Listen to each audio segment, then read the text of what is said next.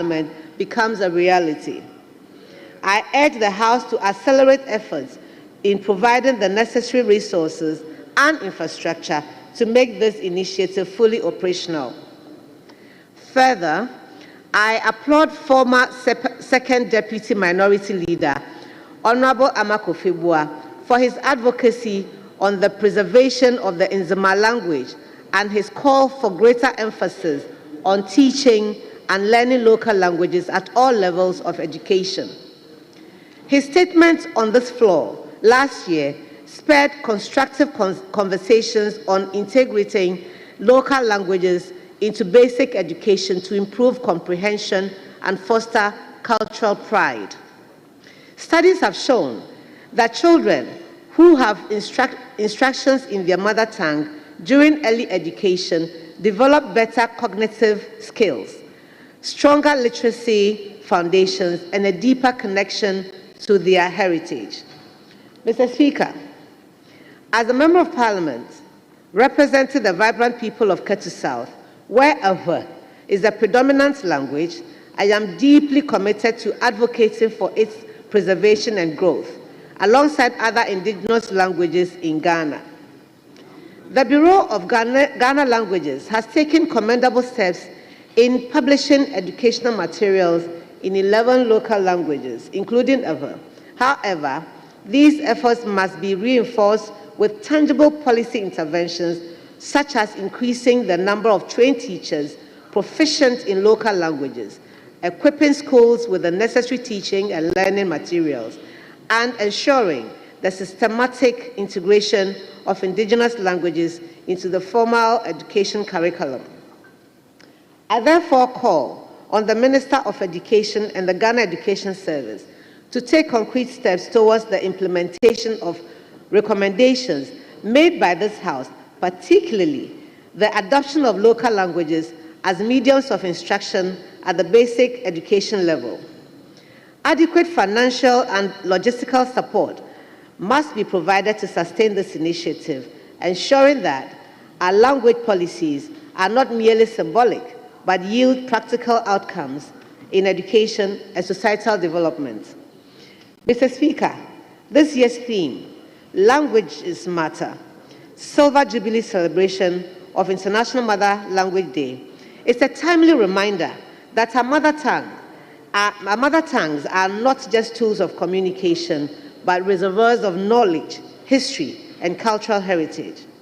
As we celebrate this day, let us reaffirm our commitment to linguistic diversity and make deliberate efforts to safeguard our indigenous languages for future generations. By doing so, we preserve not only our words, but also the stories, wisdom, and identities that define us as a people. Mr. Speaker, Nelson Mandela said, if you talk to a man in a language he understands, it goes to his head. If you talk to him in his language, that goes to his heart. Mr. Speaker, Ngugi wa Thiong'o also said that language is not just a means of communication, it is a carrier of culture, a reflection of the history and experiences of a people. Finally, Mr. Speaker, Maya Angelou also said, language is the blood of the soul, into which thoughts run and out of which they grow. Let us cherish and preserve our Ghanaian languages, for they are the essence of our humanity. Mr. Speaker, I thank you very much for your attention. Thank you very much. Let me, at this juncture, also invite Honorable Frank Yeboah, a member for Achoma Wabiaja North, to read similar statement on Mother Language Day. Yes, Honorable Member, you have the floor now. Thank you. Right, Honorable Speaker, thank you for the opportunity to contribute to this important discussion on the occasion of the International Mother Language Day. This day, observed globally on February 21st, serves as a reminder of the urgent need to preserve and promote linguistic diversity. In Ghana, where we are blessed with over 80 indigenous languages, This occasion presents an opportunity to reaffirm our commitment to safeguarding our linguistic heritage for future generations.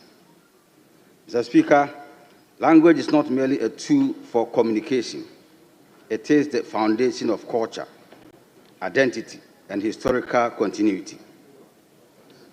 Our indigenous languages carry the wisdom, traditions, and world views of our ancestors, shaping our understanding of ourselves and our communities. Yet, according to Ghana Statistical Services in 2023, many of these languages are under threat of extinction due to the pressures of urbanization, globalization, and the increasing dominance of English language in education and media. Right Honorable Speaker, according to UNESCO's Atlas of the World's Languages in Danger 2021, Ghanaian languages are classified as endangered, with a declining number of native speakers. Many young Ghanaians today struggle to communicate fluently in their mother tongues due to lack of formal education in these languages and the growing preference for English language in social and professional settings. This trend, if left unchecked, could result in the extinction of some of our rich languages. Mr. Speaker, Ghana's language in education policy has seen frequent shifts over the years. The current policy mandates the use of local languages as a medium of instruction from kindergarten to primary 3 before transitioning to English language. However, its implementation has been inconsistent, partly due to the limited availability of learning materials and trained teachers proficient enough in indigenous languages. Right Honorable Speaker, the Bureau of Ghana Languages, BGL, established in 1951, has played a pivotal role in promoting and preserving Ghanaian languages through publications, translations, and language development programs. However, the Bureau faces significant challenges, including understaffing, inadequate funding, and lack of modern technological resources. If we, as representatives of the people, are serious about preserving our indigenous languages, this institution must be adequately resourced to fulfill its mandate effectively. Mr. Speaker, beyond government efforts, the role of community engagement, digital technology, and media cannot be overlooked. Promoting indigenous languages on radio, television, and social media platforms can help sustain their relevance among young people. Additionally, initiatives such as oral history documentation, digital dictionaries, and language learning applications must be encouraged to bridge the intergenerational linguistic gap. Right Honorable Speaker, I urge this House to support the government to, 1, strengthen the Bureau of Ghana Languages by increasing funding and technical support for its language development programs. Number 2, ensure full implementation of the language and education policy by investing in teaching materials and training teachers in indigenous languages. Number 3, encourage the integration of indigenous languages in technology and media, ensuring they remain relevant in the digital age. 4, promote community-led language preservation programs, including storytelling, oral history documentation, and intergenerational language transition initiatives. Right Honorable Speaker, we cannot afford to lose our indigenous languages, for in them lies the heart and soul of our identity as Ghanaians. Let us act now to protect and promote them, ensuring that future generations inherit not just the words, but the history, values, and wisdom they carry. Right Honorable Speaker, I thank you once again for the opportunity. Thank you very much. Honorable members, we have 3 other statements. So indulge me to restrict the number of comments that we'll be having on this. So we are going to have 2 from each side, and if possible, I may even decline the leadership. So, Honorable Member for Okle, let's start with you. Thank you, Mr. Speaker. Mr. Speaker, let me begin by commending the 2 makers of this statement in commemorating today's celebration of Mother Tongue. And particularly, I'm also happy that our Minister in charge of Tourism and Arts of Culture was also herself here to make this statement. Mr. Speaker, some of us have been promoters of our culture and tradition. And language is one of the first ambassadors that shows where you come from and who you are. Mr. Speaker, it is exciting to know that your mother language is written and spoken. And I come from Okre, who believes that we are one of the early in Ghana. However, our language has never been written. And so it was exciting for me when the Bible Society of Ghana decided that they want to translate the language of Okre, translate the Bible into the language of Okre. And early this year, the first chapter of Mark was read. And you could tell the excitement and the understanding when students, very young people, were made to read the Bible in the Okre language.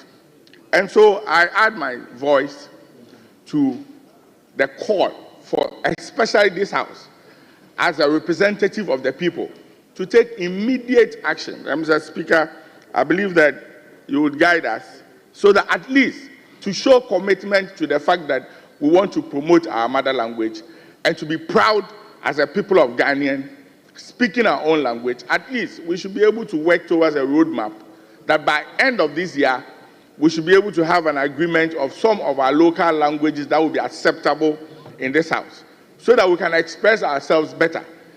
And our constituents who will also be listening to us and watching us on the screen can also appreciate some of the contributions that we make. It is funny, Mr. Speaker, you go on social media and people tend to make fun of some of us that because of English, we are quiet in the chamber. Why should we be bothered that somebody cannot express him or herself in somebody's language? But this is what we have bedeviled ourselves with as a country. And so I am very excited that this statement has been made. And we as a people of Ghanaians should be proud to speak our language. Mr. Speaker, somebody just travels 1 year, 2 years outside, comes back to Ghana and wants to put a donation to his own mother language. And in spite of some sense of inferiority complex, Mr. Speaker, we were here and we were communicating very well in our local language before we had Europeans and other foreigners visiting us. And so I am very excited, and that is why I want to add my voice to this. And Mr. Speaker, I'll end by reiterating the point that we should take some immediate actions and have a roadmap so that Order 63 can be looked at and some adoption of some languages that cut across all the sections and length and breadth of the country be adopted in this House so that other people can frequently express themselves and demonstrate that we are proud in our own language. Thank you, Mr. Speaker. Thank you so much. Yes, let me give it to Dade Kotopo.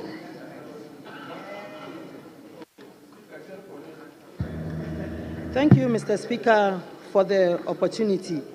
I want to commend the makers of the statements on the International Mother Language Day. Mr. Speaker, it's exciting to note that we have a number of languages in our country, Ghana, but disheartening to note that most of these languages are not well taught. Come to the Greater Accra region, is predominantly the Ga language that is spoken. But most of the time, in our schools in the region, the Ga language is not taught, and Akan is rather taught. And it is our desire that when teachers are trained in the Ga language, they should be posted to schools in the greater Accra region. But most of the time, it happens that when these teachers are trained in the Ga languages, the Ministry of Education, and this, I'm calling on the minister to support us in this direction. Most of them are posted to other areas to teach other subjects instead of the Ga language. Mr. Speaker, most parents and grandparents do not speak their mother tongue or mother languages with their children and their grandchildren. They tend to speak the English language. But I believe when children are brought up in their mother languages, it helps them to put together the structure of even the English language. And so I want to encourage parents and mothers out there to ensure that they speak their mother tongues with our children and our grandchildren. And I'm sure most of us here in the chamber are found wanting or will be found wanting in this direction, where when you go to homes, a parent can tell you that my child does not understand my local language, but instead understands solely the English language.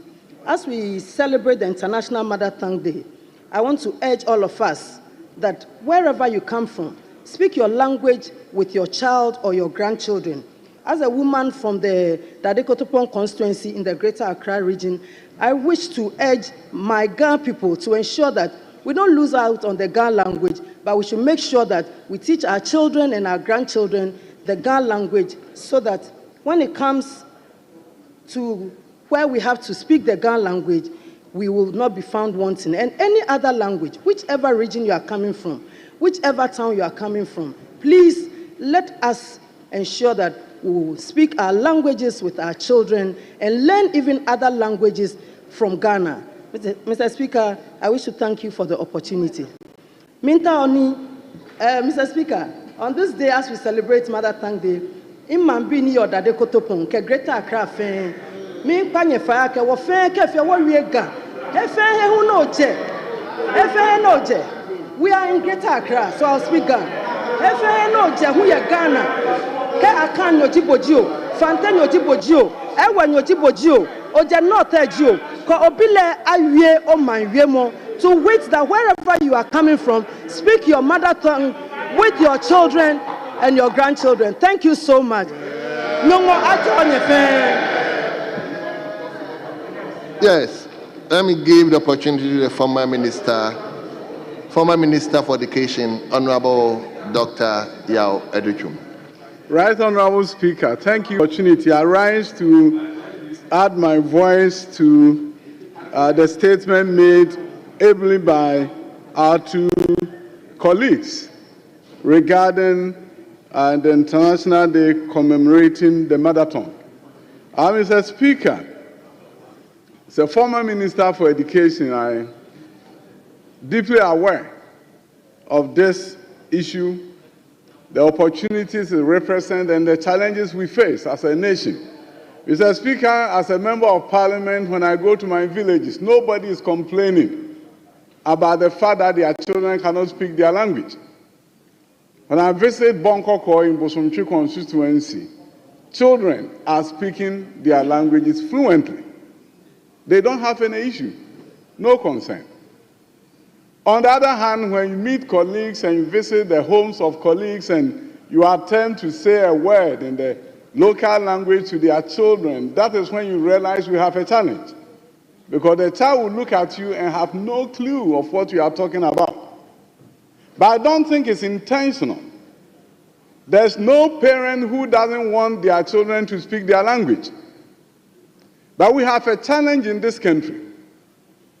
The lack of policy on second language acquisition, English language acquisition, then triggers this rush of parents sending their children to schools where they will only speak English. Sending their children to private schools where the language of instruction will be English, because the mark of success of a student is measured by how well and eloquent they are in the English language. And how do you blame that parent? They are making investment in the future of their children, the language of instruction, if it's in English, is what they think will accelerate them and make their children do well academically. Mr. Speaker, when you go to countries like the United States of America, there's a policy that regulates English language acquisition for students who come from homes where the English is not the primary language.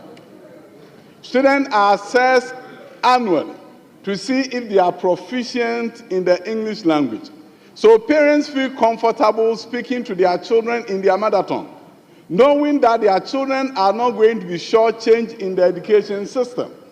But if you look at what is going on here, at the Ministry of Education, where we have encouraged the use of the mother tongue and actually the official policy, what we realized was that the children cannot do fractions by primary 3 because there was not enough vocabulary in their local languages to teach fractions. But if they were in a private school, primary 3, they will be able to do fractions. We have children who are walking into high schools where they don't speak any Ghanaian language, and they are Ghanaian children. We have students graduating from universities, they're going to practice as medical doctors, and they cannot speak a Ghanaian language to be able to have a conversation with a patient who cannot speak English. So in our middle class homes, there's a challenge. And unless we have an English language acquisition policy in our schools that can assure the parents that irrespective of the fact that your children is being taught in your local language, you can still master English. So there's no cause for alarm. Your child's future will not be at risk. Given what the speaker spoke about, the two speakers eloquently stated the benefits of knowing a second language. The brain's development is enhanced. A number of benefits come when you can speak two languages. So, Mr. Speaker, as we commemorate this day and as we look for the way forward, I think our education system should look at English language acquisition policy where parents will be assured that even if your child is taught in your local, your mother tongue, up to primary 3, we can assure you that they will still master the English language and they will not be left behind. When that assurance is given and we have a well-thought-out policy for English language acquisition, then parents are going to be convinced that speaking their language, talking to their children in Ga, in Chi, is not something that will make them fall behind. Emrasebejen Chiamen, Anope Medawase, so Mama Quenya, Namitre Madrin, Ewo, Sa Equain so, Sa Ghana for Nkwala, Ebeka Chi, Ebeka Ga, Ebeka Dagman, Ebeka Kasabia, na Brofu Kasa Monsono, Obia and Missy Womo, Ombetmia Kakasano, Fefe, Medawase. Thank you very much. Cherepani. Thank you, Mr. Speaker. I rise to add my voice to the statement. Mr. Speaker, the problem with our, the reason why people are shying away from speaking the local language is because people in Africa and that of Ghana, we are mostly have the perception that somebody accurately speaking the English language is a measure of intelligence, which is not the case.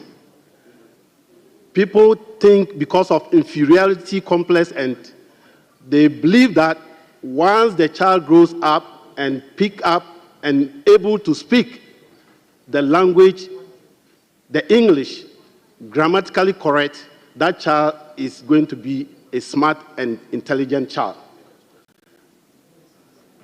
In Ghana today, you go to schools and in the classroom when children are speaking the local language, the teacher tends to discipline that child, saying it is a vernacular. It's not allowed. Only English here. These are the things that discourage our children from learning our mother tongue. We must do away with this kind of training from our homes, from our schools, and even in this chamber. When you interact with your colleagues and you try to learn he or her language, if you make a slight mistake, they tend to mock at you. But if you speak the English, the German, or French, you are considered as a very smart person. That is not acceptable at all. We must show that Africa and Ghana, we have our own language before the migration of the German, the French, the English to Africa. We must hold strongly to our dear language. You go to some families' homes, like the former Minister of Education said, when you greet them in their own language, they respond in English. When you try to interact with the kids in their own language, they respond in English.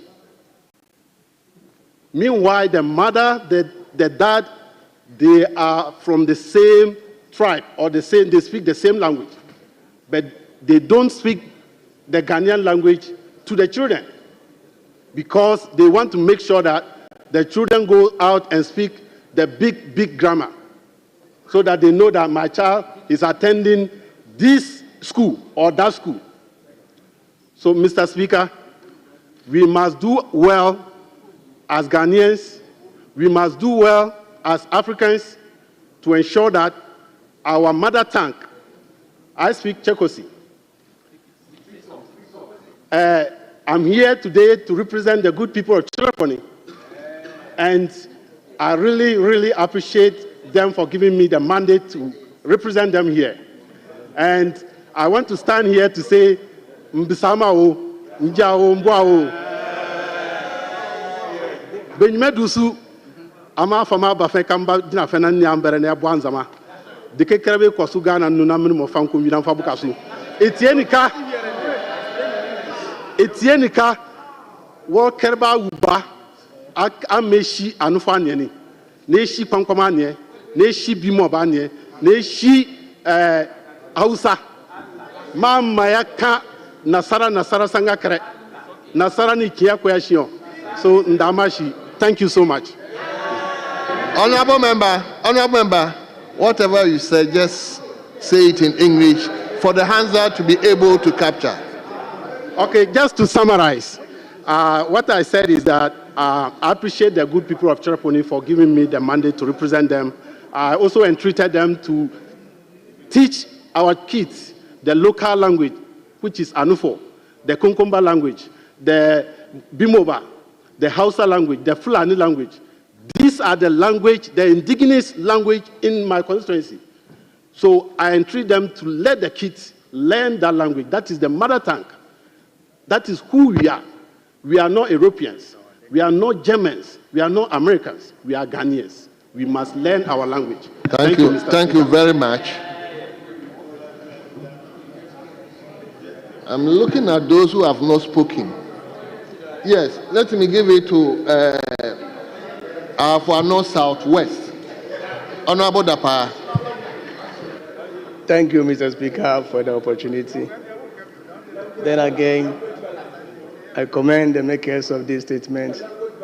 In fact, we being Ghanaians, we've taken it in such a way that there is a prestige attached to speaking of English, Dutch, and many languages overseas. Now here is the case. To me, it's neither here nor there. So I may encourage, especially all languages over 46 or so, or 80 plus, that we should embark on it, so at least wherever we stand, we can express ourselves in our local languages. And then based on Order 93, I won't talk for long. Well, I want to say Mikrom Ahafuano Southwest for Yansu Yabeka Yechi, Bray Bedru Abrochimem, Anasa or my be a bedroom, ever we are self and Enina, Onyame Onshiraye. So, honorable member, just to allow the Hansa to capture what you just said, just briefly state that one in English. Ahafuano, Mikrom Ahafuano Southwest. Okay. I was just trying to greet the good people of Ahafuano Southwest constituency. Just to encourage them to speak the tree wherever they go, even in America, Germany, France, wherever they found themselves, they should express the tree language. Thank you very much. I believe a lot of people are desirous. Let me give it to North, or can I call North?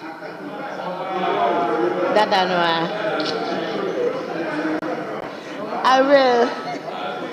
Thank you very much, Right Honorable Speaker. Let me add my voice to thank the maker of the statement and add that it's important that we teach our children how to speak the Ghanaian language first.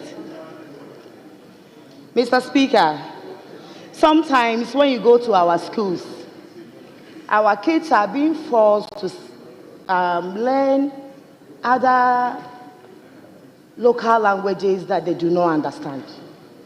I would want to encourage that in every region, the first language of the region should be compulsory for all the students to learn.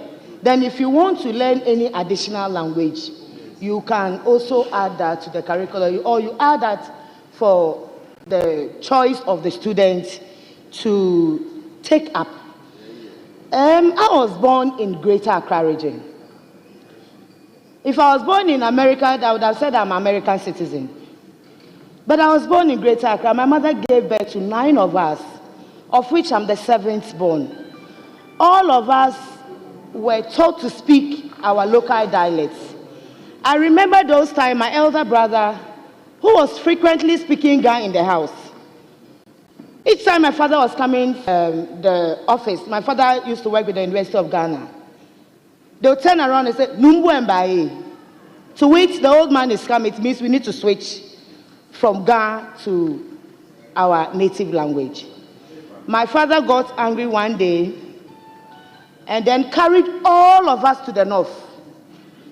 Oh yes, that we should go and learn our local dialect before we come back. And so we did more than a year in Bolga. And today I can frequently speak my dialect. I can frequently speak Ga, which is my first native language that I learned. So wait, I speak good Ga because I was born in Greater Accra. But I did not stop at that.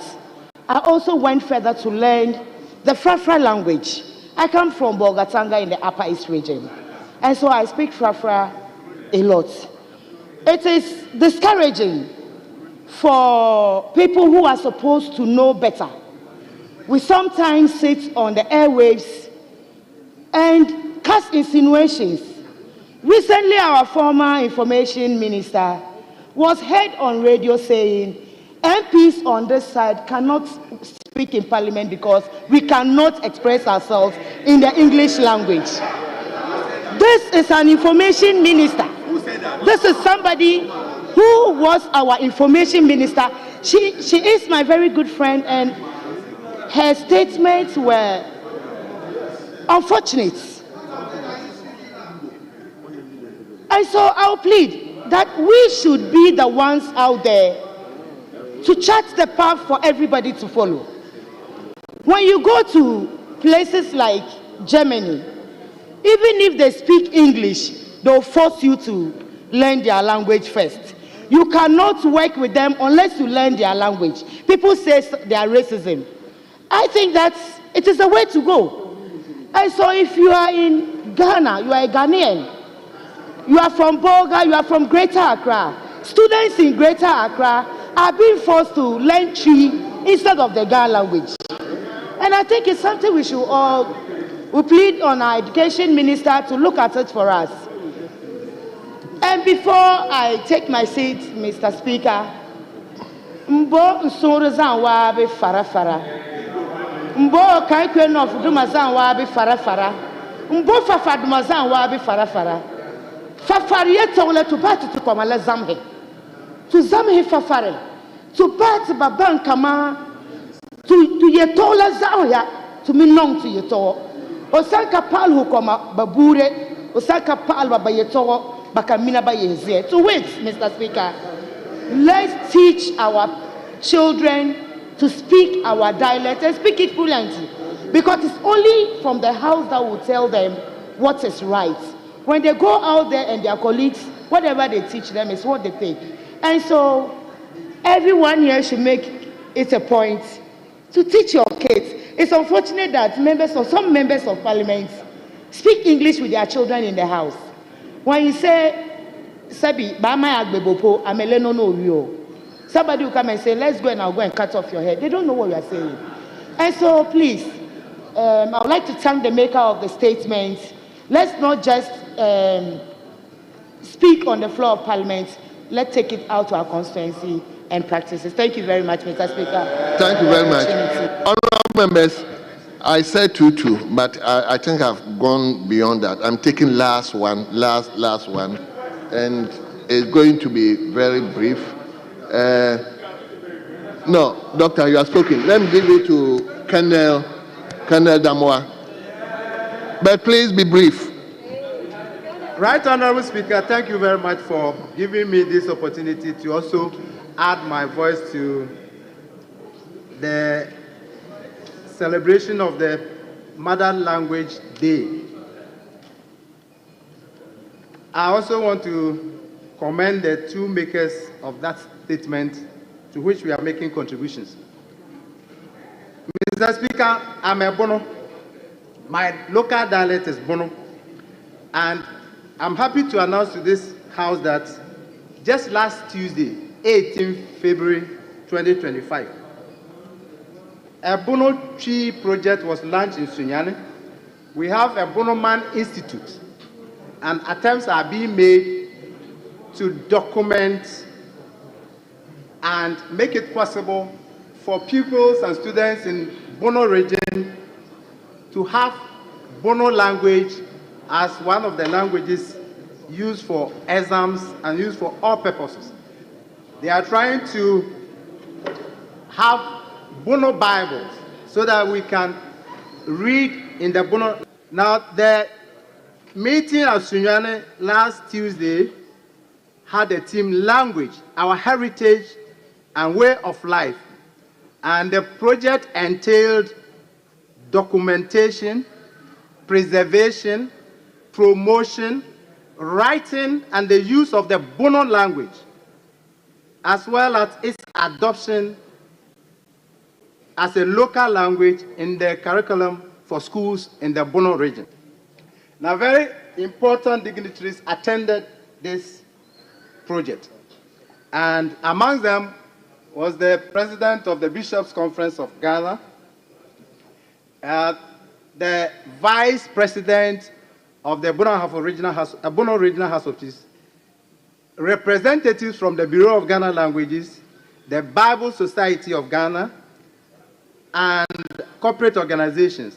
And also, we had reps from the Ghana Education Service and the Ministry of Education. Our expectation is that the Bono language, even though it's similar to some other Akan languages, will have its distinct recognition and will be used by pupils and students in Bono region.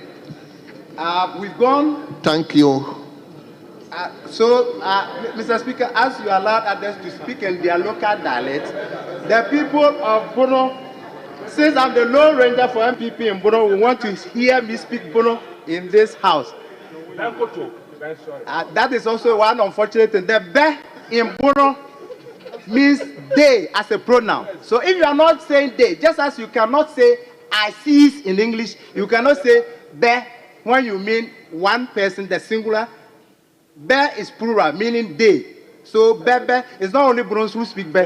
Along the western frontier, we have the Nzemas, we have the Ayins, all of us, we speak be, meaning they. Meaning, Ndanyamia si send that the Manya Kwenya make a bono, our Ghana Parliament. Ma bono for you now, bet Temenka, so you hear the be. Low Ranger. Yeah, Bompire say. Nsese abe ye say ye nyina ye de bono kasa ebe sua de ye de aka ne bible ne ye de aye niema wo ye school abusuafo ho wo bono mani ma ho wo sika ho wo afade a betima aboa bi ye amfa ne ntoboa ne nimde na ye nhwe say ye kasa no ye ne beje ho ye de adidwuma ama Ghana fo nyina ho say ampa ye so ye wo kasa bi. To wit, I'm appealing to all bonos to be happy about the fact that now we are making deliberate, conscious efforts to have the Bono language recognized, documented, written, and used for all purposes in schools in Bono region, and then to also have the Bible written in the Bono language. Yeah, Thank you. Thank you very much. Thank you so much. Honourable members, let me give let me give it to the Minister for Education, who is actually in charge.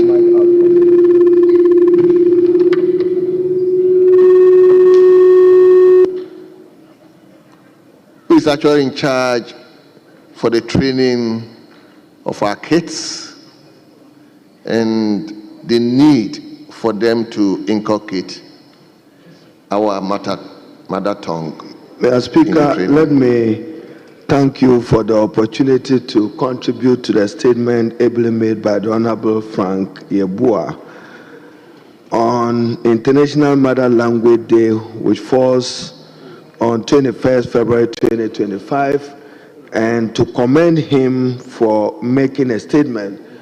And Mr. Speaker, to begin with, as I listen to the debate of honorable members, I'm sure Mr. Speaker is not out of reach that one of these days you have to declare on the floor of this House a local language day, and every member of Parliament must be compelled to speak and debate in his own mother language as part of our collective quest to encourage the use of local language.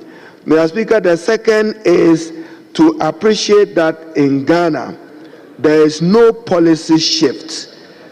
Policy mandates the use of local language as a medium of instruction from kindergarten to primary 3 before transition to English. The policy remains the same, but Mr. Speaker, there are difficulties. Apart from the Akan language, Ewe, Gaga, Dangwe, Gonja, Kasim, Dagari, and Dagbani, for many of the languages, there are only reading materials at the early grade. What the country needs is for our intellectuals to develop textbooks in local languages for its use in our basic education institutions.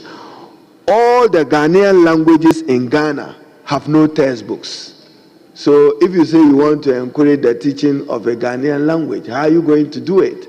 So, Mr. Speaker, government be reviewing the curricula from pre-basic school to primary 6.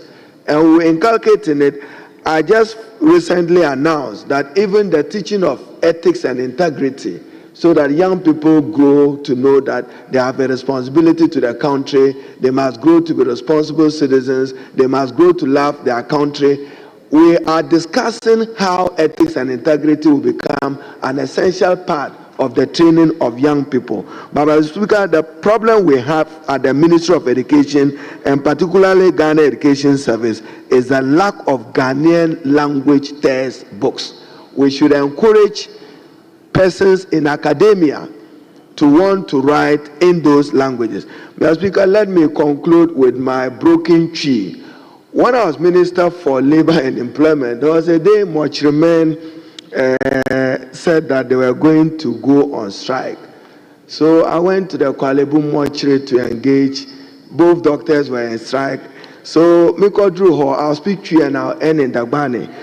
Miko Drew Hono, no more dream say, Minti tree, and now Mukasa, Minti say, Omusi, O Haruna, Obetime Obrim ha. Munko tia ye. Na O Haruna, Obetime Obrim Ayarsabia. See, government. Ebola body I carry, AIDS body I carry. Look at my pay. As we got to wit, and Mochirma was sharing with me his plight as a Ghanaian worker. He said, Haruna, Ebola body I carry, AIDS body I carry. Look at my pay. It is not good enough. You work for government. Go and tell your government to pay as well. Little did he know that I could understand the particular language in which he was doing. Then in some other by-election, I saw some of our own colleagues speaking Twi and Ewe. They didn't know that my aide spoke fluent Ewe. But that one, I won't dare. Apart from Yahweh, so I can't risk anything again, Mr. Speaker. Also, Mr. Speaker, we should encourage the teaching of local languages. The socialization of a child is a shared responsibility between the parent and the teacher. So, Mr. Speaker, you can imagine a mother and a father. If you say the child should go and learn English, assuming the mother is illiterate, the father is illiterate, how is he going to begin learning English in school? Basic. So fundamental is that both teacher and parent need to work together for the upbringing of the child. And it necessarily must begin with the local language. So, Mr. Speaker, I want to thank him for bringing this UNESCO Day. And then also, I should commend the Honorable Jifa Gomasi on the occasion of International Mother's Language Day, together with our colleague. And then just to paraphrase her last paragraph, she says that the Bureau of Ghana Languages has taken commendable steps in publishing educational materials in 11 local languages. Mr. Speaker, there are several local languages in Ghana, more than 11. You cannot have the Bureau publish only 11 languages. And then to the Member of Parliament for Savulugu, we can speak some Dagbani now. Now you assembly. Don't Trautagani and the Kowada did the shaman. She's bringing a good surprise on her. She knows what I'm saying. Thank you. And thank you, my brother. Thank you, Mr. Speaker. Honorable Haruna and his people. One of the things they used against me when I went into Savulu was that she can't speak English. Meanwhile, when we go on campaign platforms, we speak Dagbani. And in any case, my predecessor never spoke any proper English. So I'm surprised they used that against me. So, Honorable Haruna,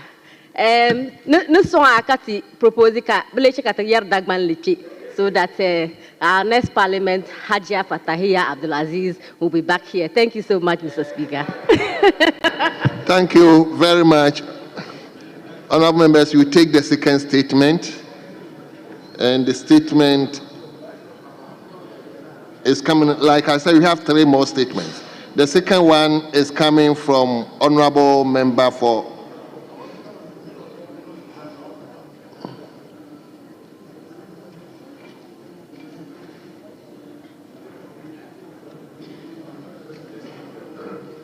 Asen South. Honorable Reverend Intim Fojo. And the topic is about deportation of Ghanaian citizens in the United States. So, Honorable, you have the floor now. But before then, may I indulge you to grant me another 5 minutes suspension.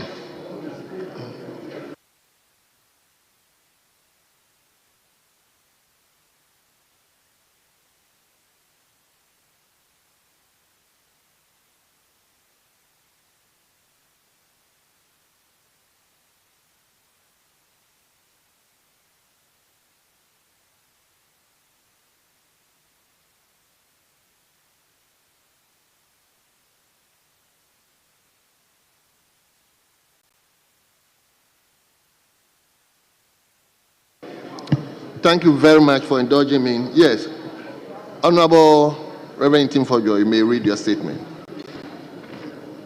Thank you, Mr. Speaker. I rise to make a statement to address the alarming and deeply troubling deportation of the 156 Ghanaian immigrants from the United States. Since the beginning of 2025, we have witnessed an aggressive crackdown on undocumented immigrants, leading to the forced removal of thousands of immigrants in the United States, many of whom have lived in the United States for decades, built families, and contributed meaningfully to their communities. Mr. Speaker, what is most distressing about these deportations is not only their scale, but the inhumane treatment our citizens endure at United States detention centers before their forced removal. Stories in the news reports paint a grim picture of our fellow citizens subjected to degrading conditions, overcrowded and unsanitary holding facilities, shackles on their hands and feet, denial of legal representation, physical and verbal abuse, lack of medical care, and in many cases, outright violation of their fundamental human rights. Mr. Speaker, these Ghanaians, though facing deportation for various reasons, remain our brothers and sisters. We simply cannot turn a blind eye to their suffering. Mr. Speaker, the question before this House and the government is, what immediate diplomatic measures are being taken to ensure that the human rights of Ghanaian immigrants in the United States are protected? Our citizens deserve fair treatment, and it is imperative that our government demands accountability from the United States authorities regarding the treatment of deportees before their return. I urge the government through the Ministry of Foreign Affairs to strengthen its diplomatic engagements to negotiate humane and appropriate deportation processes and ensure the basic human rights of our dear citizens are not trampled upon. Furthermore, Mr. Speaker, we must address the urgent issue of reintegration. Many deportees arrive in Ghana with no resources, no jobs, no clear path forward. Some have spent most of their lives in the United States of America and would struggle to integrate back into Ghanaian society without support.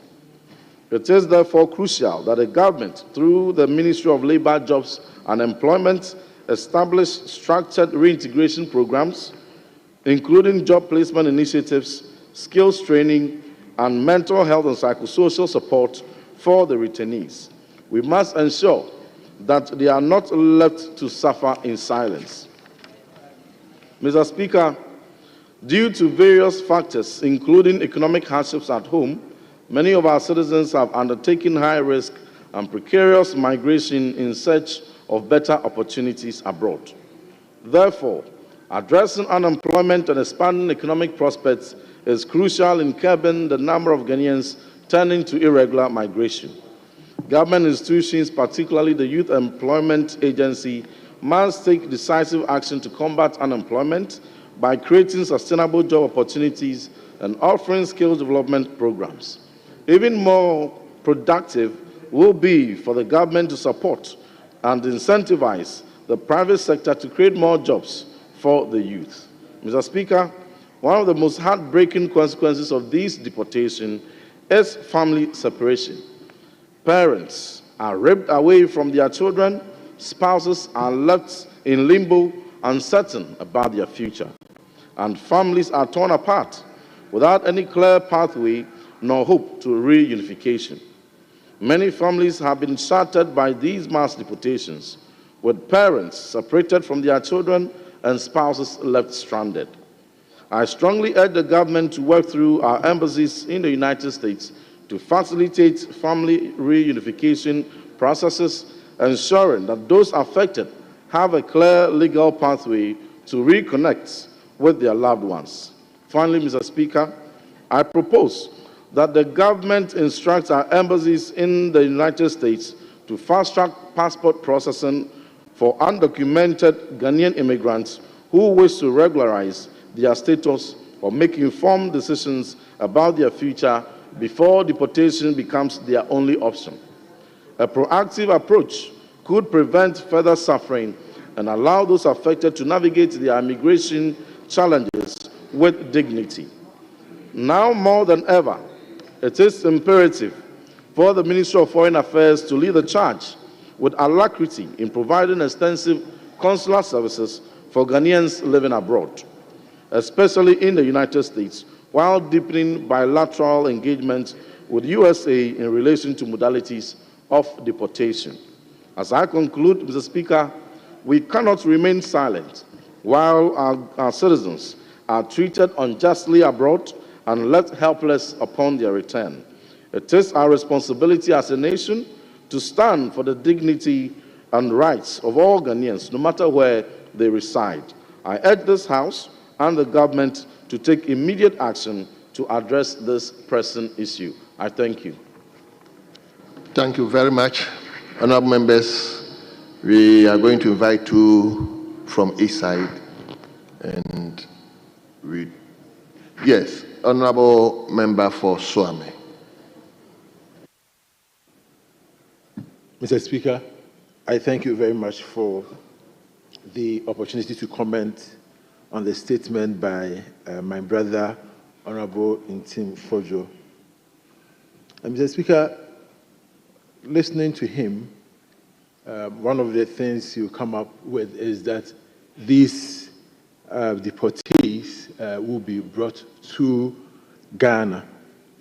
But if you follow the American news cycle, you will realize that the deportees are not all of them are being brought to the country. Indeed, Marco Rubio, who is the Secretary of State, has informed the United States that Panama and El Salvador have accepted to receive deportees from all nationalities into their country.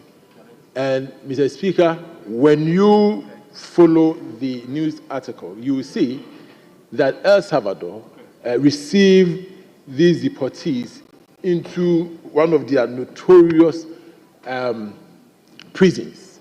And the conditions in these prisons are so bad, they are not good for human beings to live in. These are the places where the deportees are being sent to.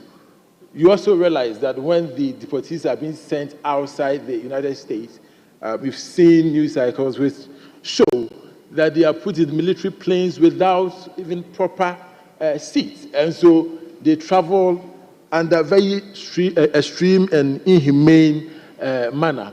It tells you that the United States has changed. I believe that the USA, which used to be the promoter of human rights, has changed its of the kind of immigration policy that is being enforced right now. Mr. Speaker, for me, I believe that the reason why people go over to America and these European countries is to seek for greener pastures. These days, we don't have political asylum seekers out of our country any longer. Indeed, if you go out there as a political asylum seeker from Ghana, you will not be accepted. So it tells you where we have come as a country. The only reason why people travel out of the country is because they are seeking to better their lives. And Mr. Speaker, it means for us as a country, we need to do better to provide jobs and job opportunities for the people of Ghana. Mr. Speaker, I will not be able to end this statement by without also advising our people who have traveled outside the country, especially in the United States, to also take care of themselves and be law-abiding. Because one of the fastest ways to get arrested and be brought down is when you commit an offense. In the US, police will not be able to stop you without a just cause. So when you are driving a vehicle, you need to ensure that you have everything on the car number, everything, the lights, everything is working properly.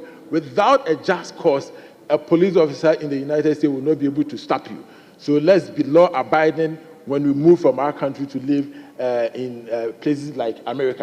If we do that, I believe that the rate of deportation will be low. And so on that, Mr. Speaker, I thank the maker of the statement, and thank you for giving me the opportunity. I yield the floor. Thank you very much. Let me, yes, Chair Pone. Thank you, Mr. Speaker. I want to add my voice to the statement. I've lived in America before, and I know how the system works. I'm very sure they know what they are doing. All that we can say is that we must live, our citizens in America must always carry along with them the right document wherever they are going. I have friends there, I have families there, and I'm always in chat with them. I believe that they are law-abiding Ghanaians. The Ghanaian community in America and anywhere in the world, we are always law-abiding citizens.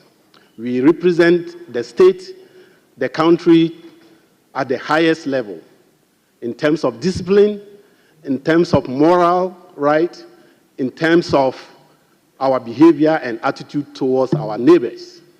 So I believe that the Trump administration knows exactly the wealth of Ghanaians. If you go to America today, you will find Ghanaians in every offices. You will find Ghanaians in the hospital. You will find Ghanaians working very hard in the grocery stores. And we serve to the best of our ability wherever we are. So I believe that the policy that the American government is presently or currently executing, America, they are mostly inward. Mostly. They consider what is the best for them. What is the best for them.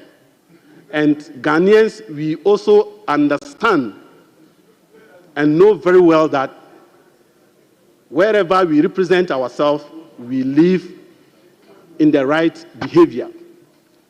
So I believe that Ghanaian citizens in America, we must always carry our right documents wherever we find ourselves in order to avoid any litigation. Thank you, Mr. Speaker. Thank you very much.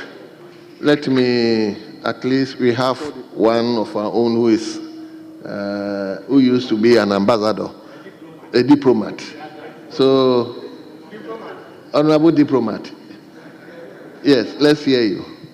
Thank you, Right Honorable Speaker. I want to associate myself with the statement made by the good Reverend. Mr. Speaker, it's true that when people are arrested, especially in the United States, they are subjected to some inhumane conditions. I remember when I used to work at the Foreign Ministry, where we've had times to complain about deportees being chained on flights from the United States to Accra. People, Ghanaians, will be chained and then not even allowed to even go and pee on flights. I think that it's high time we look at this issue and see what can be done about it. At the embassies, oftentimes when Ghanaians are arrested for violating immigration conditions in the States, they don't even inform the embassies. You only get to know when the American authorities come for travel certificates to aid the deportation of these detainees. Other than that, officials will not even know. So I think that we have to take this matter seriously with the embassy here in Accra. And then the foreign minister must also engage his counterpart in the United States. Mr. Speaker, luckily for us, I think that we have the topmost envoy to United States name yet to be mentioned by the president. We are yet to hear who is going to represent our interest in the United States as ambassador. I'm urging or I'm pleading with Mr. President to get somebody who has the network within the top echelons of the conservative establishment in the United States. It shouldn't be appointments as usual, where you have a former, say, top official of a party, representing the interest, because under this era of gunboat diplomacy of Trump, we need people who have the networks, people who can engage the Trump administration to get our bit of the national cake of America. And if we succeed in doing this, I think, Mr. Speaker, it will help us a long way. Again, I would also want to talk about the consular fund that's yet to be established. The foreign minister, when he appeared before the appointment committee, did say that this year he's hopeful that the finance minister will allocate some funds to this fund. It will be very, very, very good if this is done. Mr. Speaker, at the embassies, oftentimes when Ghanaians are subjected to these deportation orders, officials would have to sit down. If I say official, officers of the embassy, we normally sit down. Then we do lala sulala. I go around when I was the High Commissioner in South Africa. I call my officers, please, let's contribute, because we contribute to buy the tickets of deportees who are brought home. And you know the meager salaries that we take abroad. So, Mr. Speaker, it's good that this consular fund is being brought into fruition, and we expect that the finance minister will put in some huge amount of cash into this fund, so that when deportees are subject to deportation, we are able to buy their tickets, able to help them, come home safely. With these few words, Mr. Speaker, I want to thank you and also thank again the maker of that statement. Okay, last one. Yes. Mr. Speaker. Kintampo South. Thank you for the opportunity to contribute a statement made by our Reverend. Mr. Speaker, before I continue, I want to make point of correction, because this is House of Record. I think before they deport anybody from abroad, before they handcuff the person, it's when the person has done something bad, criminal. Most of the time, when you are deported, it's not about you are deported and they will put handcuffs and stuff on your this thing. But Mr. Speaker, the most important thing is that when something happens to you outside the country, it's not even easy for you to get somebody from the embassies. Something will happen, you will call the embassy, because that's happened to me before. I lost my whole bag in America 2019. I was member of parliament. Lucky that I was, because then Honorable Adwa Safo was in America then. So he happened to be with the ambassador then they have to make another passport for me to come to Ghana. So most of our friends and family outside, it's not that they don't want to call them. You will call the office, and then the way the person would even respond to you sometimes is very sad.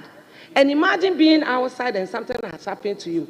Mr. Speaker, these are some of the things that we pray that His Excellency John Dramani Mahama, which I know he's going to do it, that he will start this apprenticeship program, because we have a lot of people that go to Libya.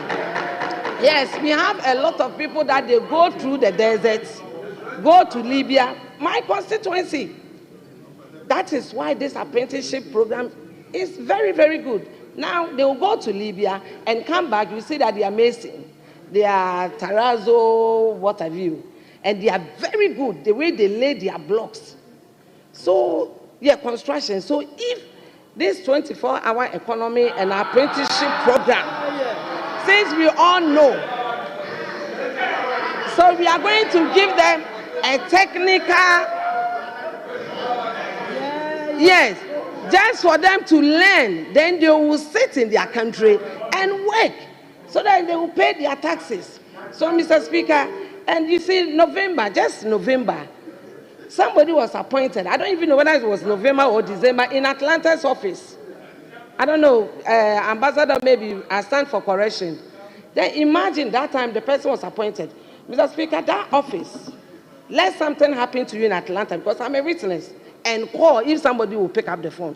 So I pray that our new minister, the foreign minister that we know, Honorable Okujeto Ablakwa, which we know very well that he's very good, he will change things at the embassy so that our people there will reset, and then our people there to have people that to call them when they are in trouble. Thank you for the opportunity. Thank you very much. Let me come to Minority Chief Whip. Speaker, I'm privileged to have chaired the Foreign Affairs Committee of Parliament once upon a time. And my ranking, interestingly then, was now Minister for Foreign Affairs, the Honorable Ablakwa. We can't pretend about this matter. It's something that has been wandering and bothering our minds. I have been particularly worried about it because we've seen footage of, I won't say Ghanaians because I'm unable to confirm their identity, but we've seen footage of our fellow human beings, Africans, being put in chains and being deported to our country. So suffice it to say that we have international protocols on such undertakings. And hence, where countries have shown commitment to such protocols, countries in partnership cannot decide to do otherwise. And I couldn't have agreed more with my colleague when he says the USA are respected for human rights, respect for human rights, respect for the dignity of human beings and all that. What is happening is not right. And we cannot pretend about it. I think by this time, we shouldn't even be at the instance of we members of parliament. The foreign minister should be in this house to tell us, in terms of giving us situational report, what the situation is. Nobody is saying he has caused it. No, deportation is not the first time this is happening, but the circumstance under which it is going on is totally unacceptable. And it frowns on human dignity. So I think we must take interest in this. I would have wished that our Committee on Foreign Affairs goes into that, invite the minister, and then come and apprise us accordingly. We, as the representative of the people, must know what is happening. How many Ghanaians have been deported so far? What is the situation? We write on international media that Ghanaians cannot even go to churches. People cannot go to church, they cannot go about their social work and all that. It's a problem. And I would have wished that, I know, well, we'll grant the government the benefit of the doubt, because I know under the 24-hour economy, you will be able to encourage Ghanaians to move from the US of A and come to Ghana, because you are going to create more jobs. You are going to create more jobs. I'll come to that. So we'll give you some time. Set the tone, create jobs, let Ghanaians move, because all the people outside will be more willing to relocate and come and support the building of our country. Many of our compatriots who are outside wants to come to this country and help in the building of our country, especially on your call of 24-hour economy. I want to limit myself to the terms of the statement and not to generate any debate. However, if at one instance you are displaying a 24-hour economy Honorable you are member, telling us... Honorable leader, please, you said it rightly. Please don't let us degenerate into politics. Speaker, but this is a very sensitive, Speaker, and I don't want us to. Speaker, I'll draw the curtains. If it is the case that they are afraid of their own 24-hour economy, that's fine. No, leader. Because leader. I wanted to put matters in context. Leader, this is a statement, please. So, let's restrain from that, and I beg of you, please. Speaker, you know I respect you, I respect the rules, but fact must be told. Now that you caution that I should stay away from 24-hour economy, and they themselves are afraid of their 24-hour economy, that's fine. I will stay away. But let it be put on record, Speaker, let it be put on record that on this day, my colleagues, my respected colleagues in the majority, are shying away from the 24-hour economy, and they are saying I shouldn't go there. That's fine. I won't go there. Speaker, let me rather conclude that it's a matter we don't have to politicize. Our own Ghanaians, compatriots are outside. You never know. It could be your family relation. It could be somebody dear to you. Speaker, we cannot wish this matter away. I want to pray your consequential directives. Because we don't have our committees, Speaker, the foreign minister should be programmed, should be duly programmed, and thankfully he's one of our own. He should be programmed to come to this house and let us know what the situation is. Give us some situational report. How many Ghanaians have been deported so far? What is the situation? What is the capacity of our embassies outside to be able to contain the situation? Speaker, we cannot wish this matter away.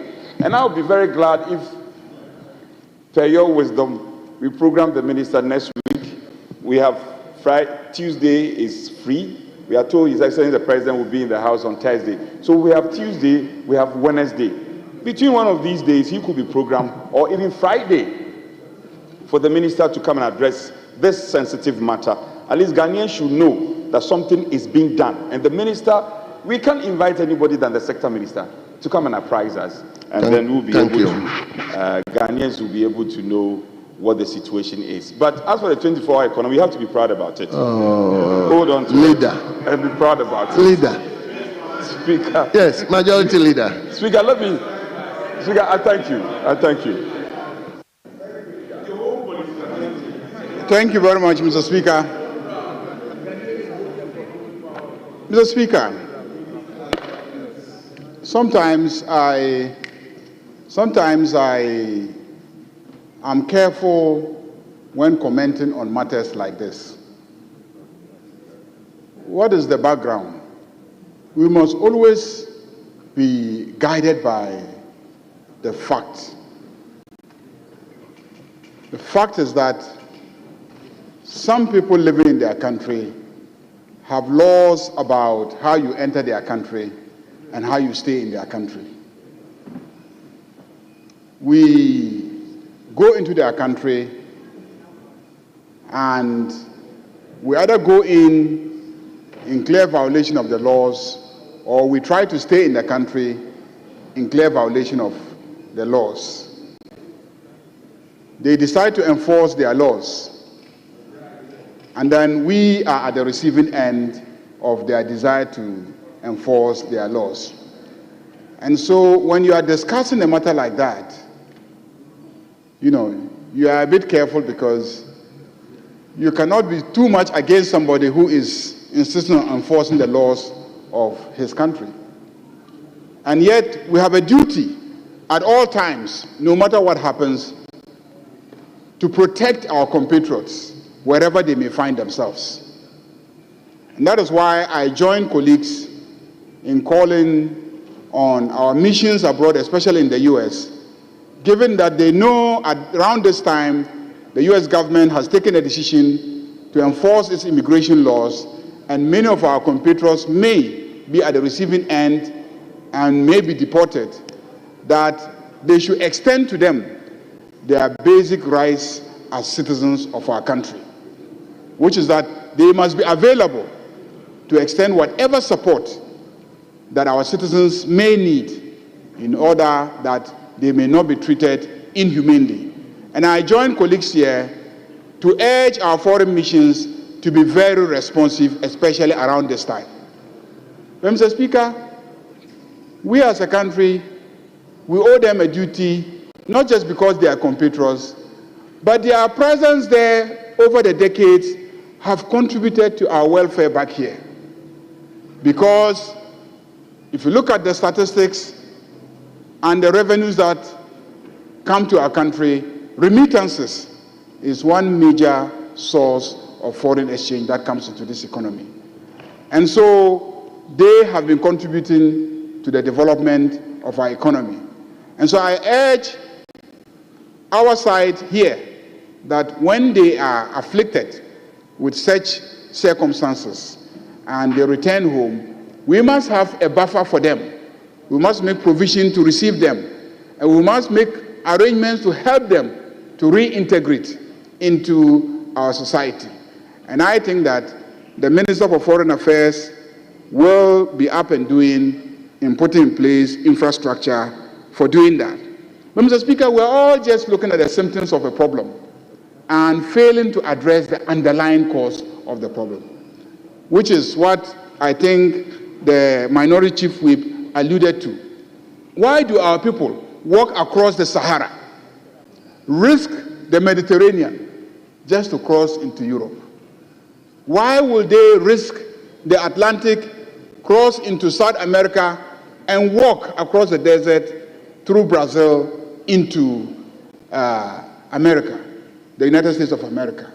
Mr. Speaker, the underlying issues remain poverty, lack of economic opportunities, bad governance, conflict on our continent, and these are the underlying issues that we must address, so that when they want to travel to any of those countries, tourists, or even as investors, as we now see from Asia into North America and into Europe.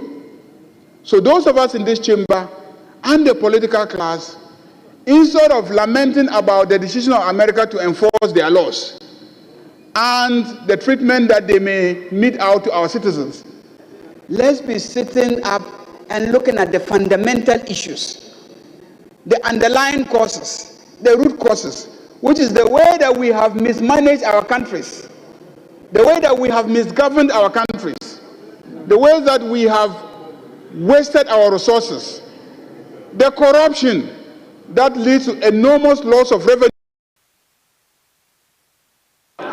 Honorable human rights, respect for human rights, respect for the dignity of human beings and all that. What is happening is not right. And we cannot pretend about it. I think by this time, we shouldn't even be at the instance of we members of parliament. The foreign minister should be in this house to tell us, in terms of giving us situational report, what the situation is. Nobody is saying he has caused it. No, deportation is not the first time this is happening, but the circumstance under which it is going on is totally unacceptable, and it frowns on human dignity. So I think we must take interest in this. I would have wished that our Committee on Foreign Affairs goes into that, invite the minister, and then come and apprise us accordingly. We, as the representative of the people, must know what is happening. How many Ghanaians have been deported so far? What is the situation? We write on international media that Ghanaians cannot even go to churches. People cannot go to church, they cannot go about their social work and all that. It's a problem. And I would have wished that, I know, well, we'll grant the government the benefit of the doubt, because I know under the 24-hour economy, you will be able to encourage Ghanaians to move from the US of A and come to Ghana, because you are going to create more jobs. You are going to create more jobs. I'll come to that. So we'll give you some time. Set the tone, create jobs, let Ghanaians move, because all the people outside will be more willing to relocate and come and support the building of our country. Many of our compatriots who are outside wants to come to this country and help in the building of our country, especially on your call of 24-hour economy. Speaker, I want to limit myself to the terms of the statement and not to generate any debate. However, if at one instance you are displaying a 24-hour economy, and you are telling us... Honorable leader, please, you said it rightly. Please don't let us degenerate into politics. Speaker, but this is a very sensitive, Speaker, and I don't want us to. Speaker, I'll draw the curtains. If it is the case that they are afraid of their own 24-hour economy, that's fine. No, leader. Because leader. I wanted to put matters in context. Leader, this is a statement, please. So, let's restrain from that, and I beg of you, please.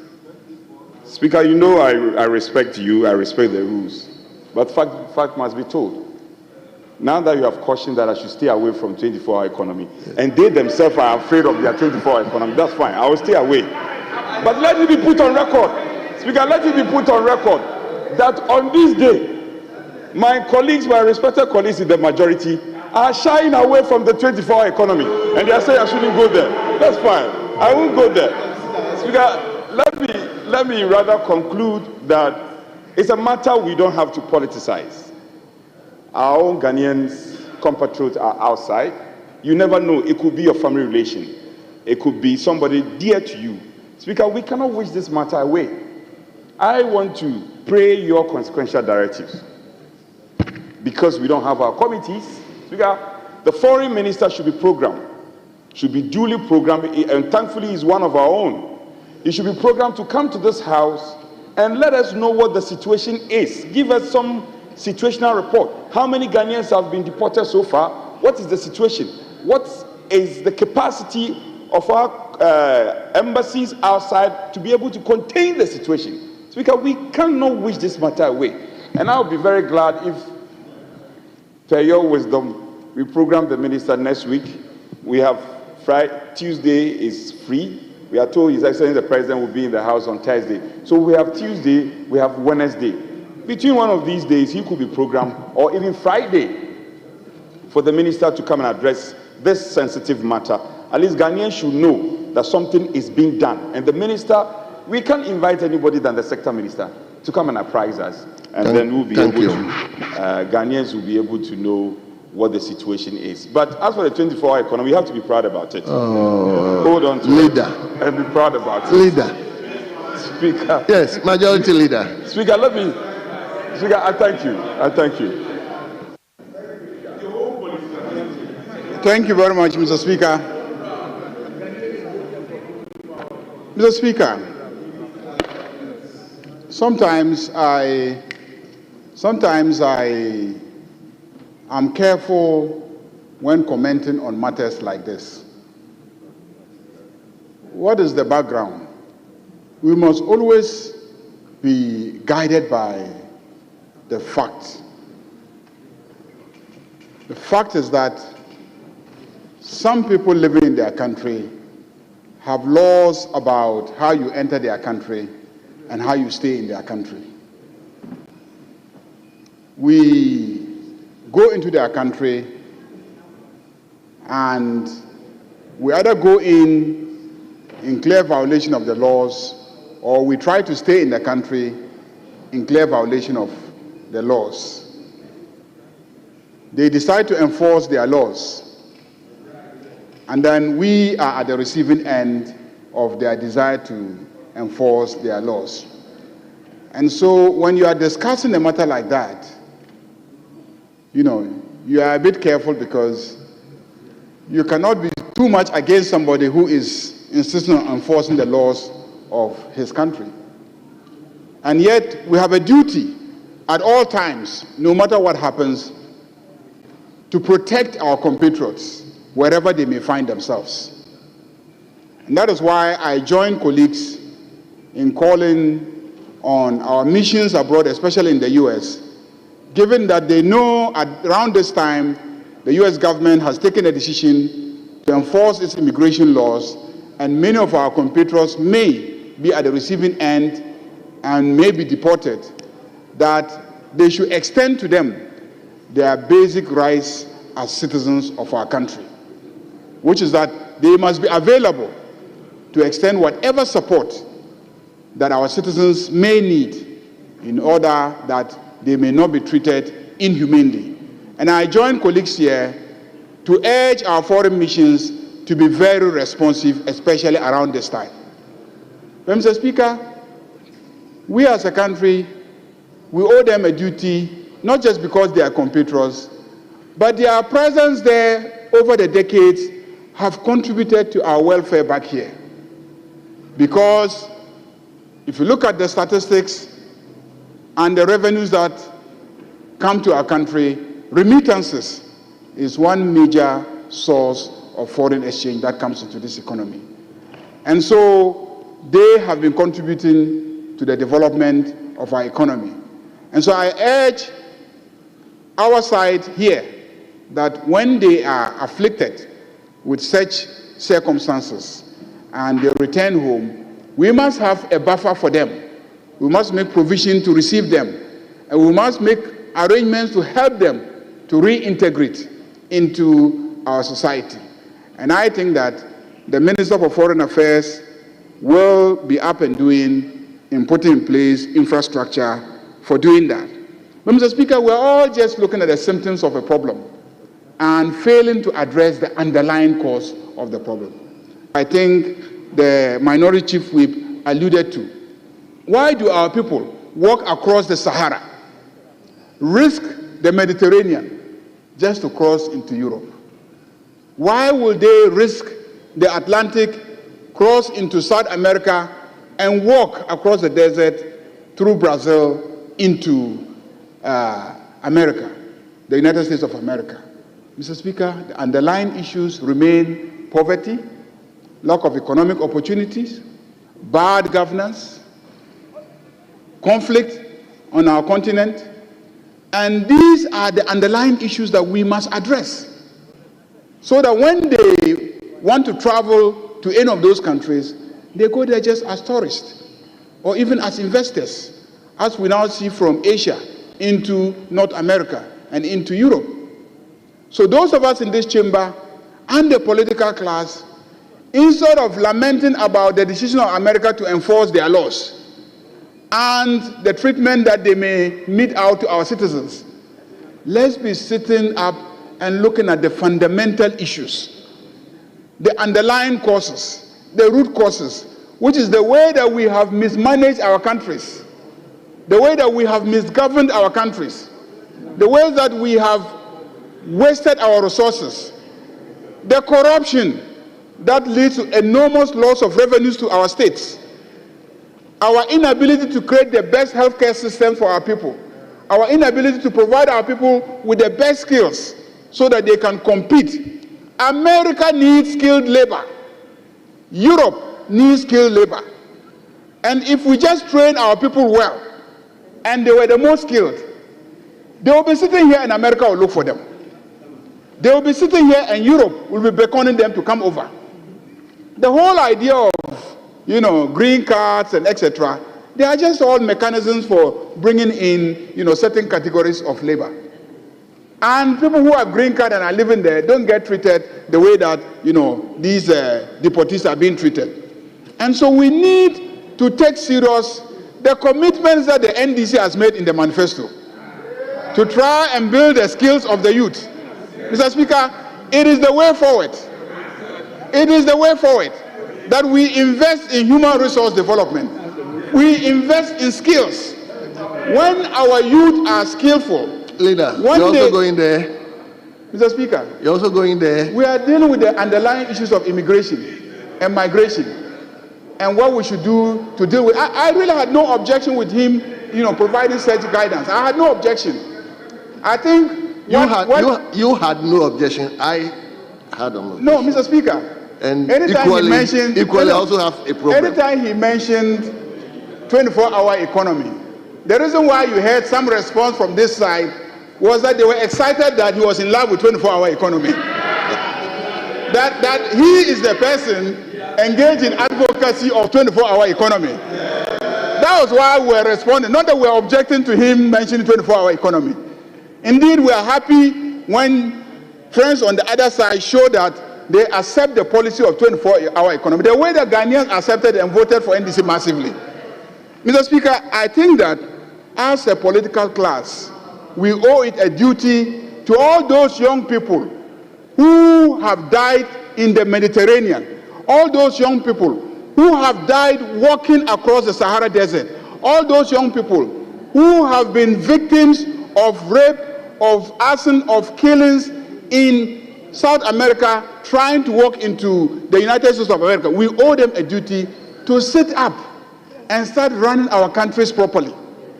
Start creating real opportunities. Start building their skills. Start making the best use of our resources to create economic opportunities for them. If we did this, I'm not saying there will never be migration, but if we did this, we will significantly minimize it. And when there are immigration enforcement measures in the US, we will not be having sleepless nights about our family members being deported, because they will not be the target. And this does not just apply to Ghana. Mr. Speaker, I've been a member of the ECOWAS Parliament, and this is a major issue for the sub-region. How we can ensure that we minimize conflict, because conflict is one of the reasons why many of our populations are compelled to migrate.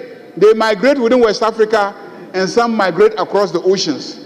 Unless we fix our countries and deal with conflict, we will not easily deal with the problem of migration. Mr. Speaker, let me join colleagues to commend the maker of the statement for drawing our attention to this situation, and to join them to urge our Minister for Foreign Affairs to put in place adequate measures to support our compatriots who may be victims of deportation by the United States. Thank you very much, Mr. Speaker.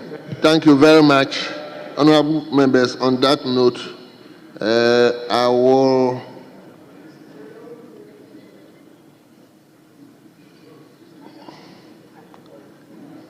invite the minister responsible for foreign affairs to come to the House on Friday, a week today, to at least. Mr. Speaker, you said Minister for Foreign Affairs. Minister for Foreign Affairs. So you can ask that we check and find his availability and bring him to this House. Because Minister of Foreign, his job is to go foreign. So he might not be available on Friday. Anyway, let's get information to him. If he's not available, you let us know. Leader, please just carry the message to him that if he'll be kind enough to be in the House on Friday to at least brief the House. If there's something that will restrain him, he will let you know, then you let the House. I think it's okay. Let's move on. Let's move on, Leader. Speaker, we have a duty to help you navigate properly. And we must also put on record that his duty as a minister is to Ghanaians.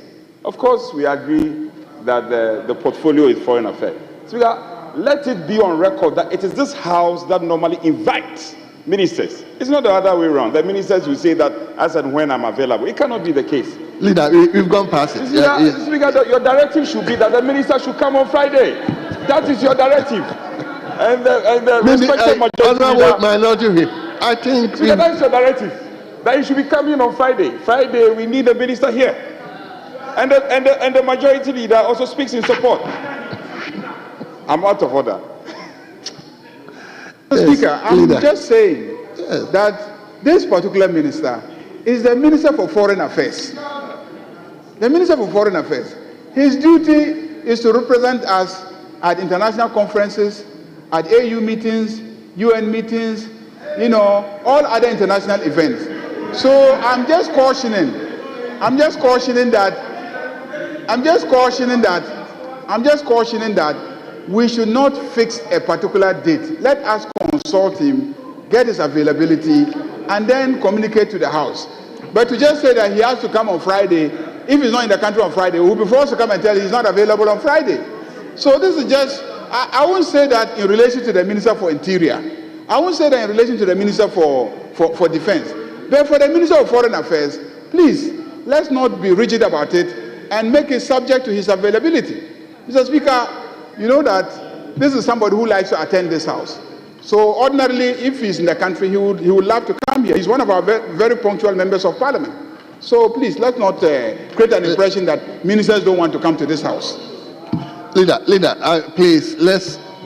Speaker, I plead with you. I represent my people. This is the minority. You see, Speaker, we shouldn't set that precedent. Are you sure? Speaker, with respect, we shouldn't set that precedent. Over the years, the practice has been, Speaker, communication and directives from you go to the ministry. Where they have difficulty, they write to the house. So, Speaker, let it be as you have directed. So that is so. Yeah, that is it. So that's what I've said. Exactly. I said Friday. It should remain like that. So if he has difficulty, he should get back to us. That's fine.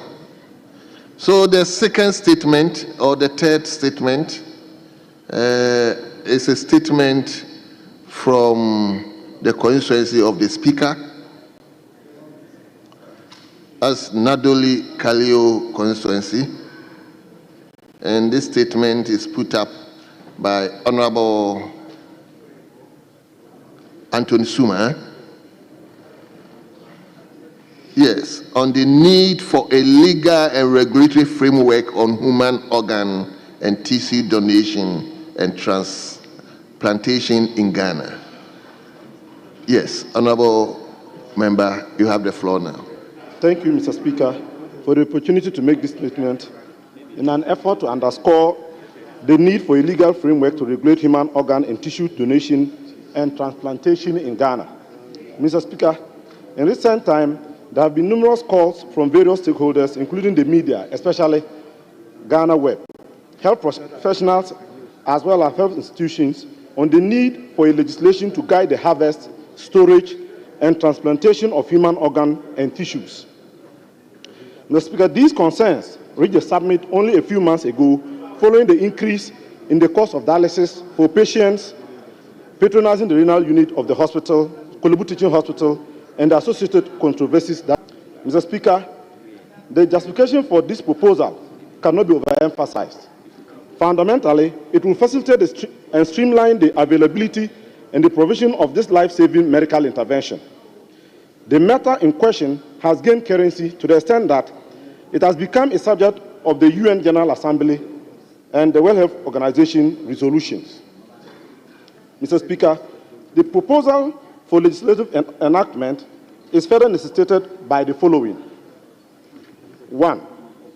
Globally, only 10% of tissue and organ transplantation needs are met, while the need in the African region, including Ghana, is largely unknown, though it may point to a worse situation.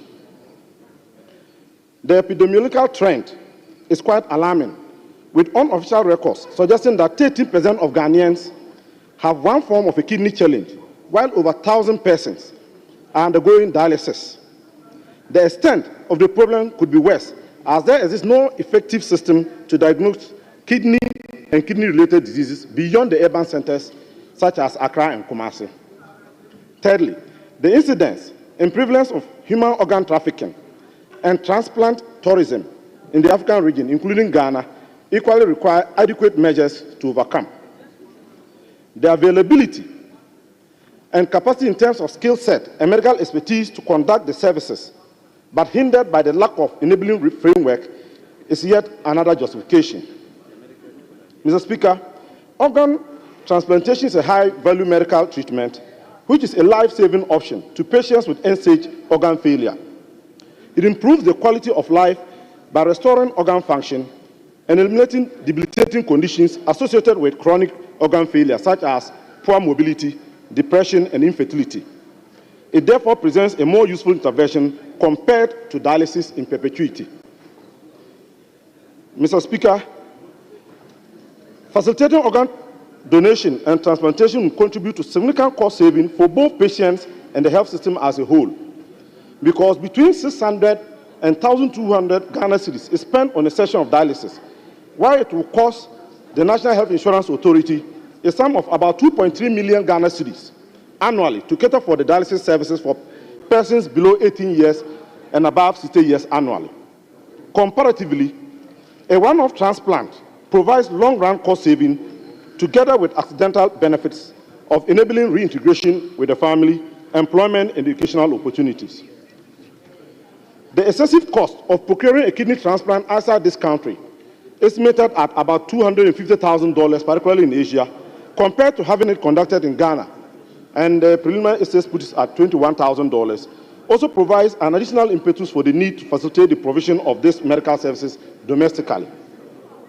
Mr. Speaker, the statute, if enacted, will make provisions for a council, transplant centers, cell banks, and prohibit dealings in human organs, commercial dealings in human organs, tissues, and cells. It will provide a system for equitable access to transplantation service across the country.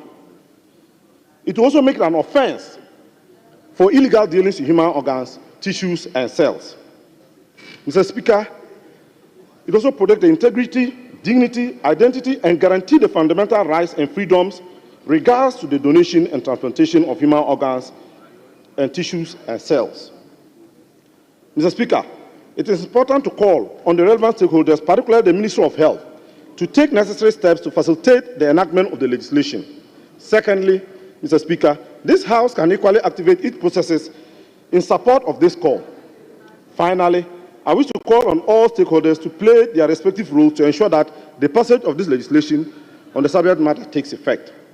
Right, Honourable Speaker, I wish to thank you once again for granting me the opportunity to bring this important matter to the attention of this august House and the country at large. Thank you, Mr. Speaker.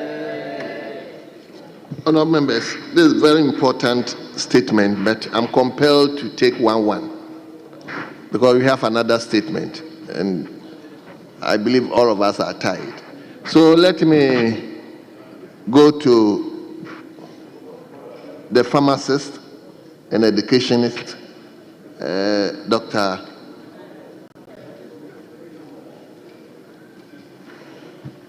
Thank you, Mr. Speaker, for the opportunity. And I would like to commend the maker of statement, the Honourable Member of Parliament for Nadoli Kalio constituency, on the need for a legal and regulatory framework on human organ and tissue donation and transplant. Mr. Speaker, most of the time when we talk about organ transplant, everybody's mind turns to kidney. We forget about the heart, we forget about the liver, we forget about pancreas, and most of the time we even forget about the intestines and the lungs. Mr. Speaker, in order to govern and ensure that we have an ethical practice as far as organ and tissue transplant is concerned, it's very critical that we as a country have such a law in place. A typical example we want to look at in the United States, they have what we call the National Organ Transplant Act that prohibits and regulates the organ transplant and how it gets to another patient. They also have in addition what we call the Uniform Anatomical Gift Act that also regulates how people can give their organs to people. Mr. Speaker, it's quite unfortunate that we in Ghana still don't have such a law in place. Because you know what happens? You know what happens is that there are different approaches. Most countries may want to look at presumed consent. Some countries may look at what we call the informed consent. And some countries may look at what we call the required request system.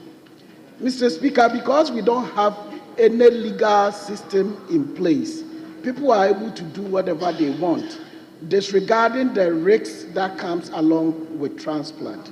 But if we should have this law in place, Mr. Speaker, what it's going to do is going to help any one of us could be at an end stage issue where we may need an organ transplant. But because we don't have a legal system in place, we don't have a system that we can be able to locate. We don't have a system that will be able to identify how many people that are in need of transplant and how many people that are ready to donate their organs for transplant. Because such countries that have such laws in place people are able to either go under the presumed organ transplant system or the consent system. In that case, people can decide when they are going for their driver's licenses, they can decide to voluntarily donate one part of their organ when they should pass on, or they can give that permission to their relative to be able to do that. So it's very critical that we have such a thing in place. Then, of course, because we also don't have an act in place, a country like the United States right now is talking about over 104,000 people who are on the waiting list to receive one organ or the other for transplant. But because we don't have it in place, we are not able to justify who should be fairly given a transplant or an organ, because we don't have this law. So it's very critical that we should have this act in place. In that case, when any of us should be in need of an organ, or the ordinary man in a small village in my constituency, like Brahuma, needs an organ transplant, they will be treated fairly, because when you need an organ, we are all human beings and we have to be treated fairly. So it's very critical that we have this organ donation legal framework in place. Mr. Speaker, one other thing that could also help us, when you got to do with organ transplant, there are a whole lot of risks that goes with organ transplant. And because we don't have a legal framework guiding organ transplant, we realize that people go through crude means to be able to either acquire organs or to be given organs. But if we have this thing in place, it will be able to help curb what we call the surgical risks that comes with organ transplant. And many a times, these surgical risks are taken for granted.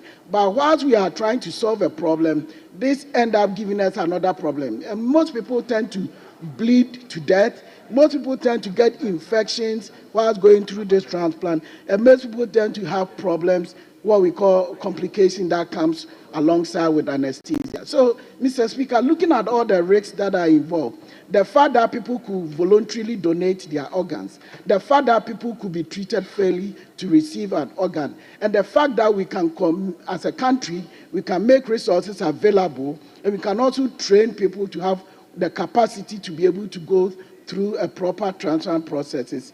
We need to have this framework in place so that this country can make some budget available and can also make sure when our people should receive it, they can be treated fairly. Thank you, Mr. Speaker, for the opportunity. Thank you very much. Yes, Dr. Sandari, yes.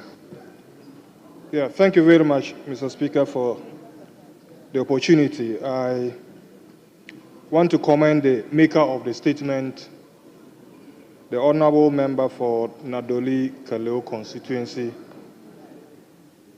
for his statement on the need for a legal and regulatory framework on human organ and tissue donation and transplantation in Ghana. Mr. Speaker, the honorable member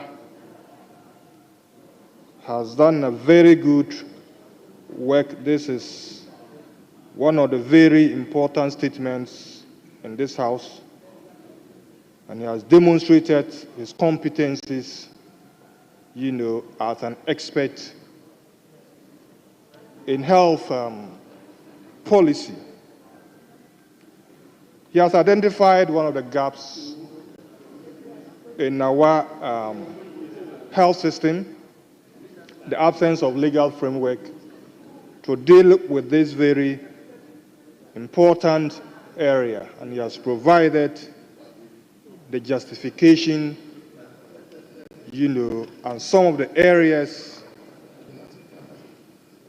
that will guide formulation of a legislation and legal framework in this area. Mr. Speaker, he has advanced, the need where more than 10% of need in Africa in this very important area. And we can go to special centers. For instance, if we take the fertility centers, you visit a fertility center, and you would understand the need for women and men, struggling and doing everything possible to get a child. Many of these centers are filler, but there's really no that legal framework or legislation to guide. In this country now, we have specialist centers that can do liver transplant, do kidney transplant, but we need some legal framework to ensure that things are done according to law and that the rights of people who donate and people who receive these tissues or organs are respected. Recently, there's been an issue of dialysis for kidney failure patients. But one other area is kidney transplant. Because if you are able to get a kidney from a donor, you live longer. But for dialysis, you have to struggle for so many sessions, only God knows for how long you live. So all these justify that there's a need to look at this area and ensure that we have a legal framework that guides many of these specialist centers that we have in this country, because technology, medical technology has advanced, and therefore our laws must also be advanced to accompany this advancement in medical technology. So I support the maker of the statement, and Mr. Speaker, I'll also appeal that you can refer this statement to the Ministry of Health to study it and have a look at it, that will guide us to ensure that we develop a legal framework in this particular area. Thank you very much, Mr. Speaker, for the opportunity. Thank you very much. I think this is a very important statement because I've also come across some of the medical personnel commenting on this, that Parliament should legislate on these matters. So I think consequently I will refer this particular statement to the Minister responsible for health to actually look into it and see if legislation can be crafted into this particular matter. Honourable members, we are left with the last statement. And that statement is coming from Honourable Member for Akwetia, Honourable Ernest Kumi. And it is about enforcement and responsible mining practices.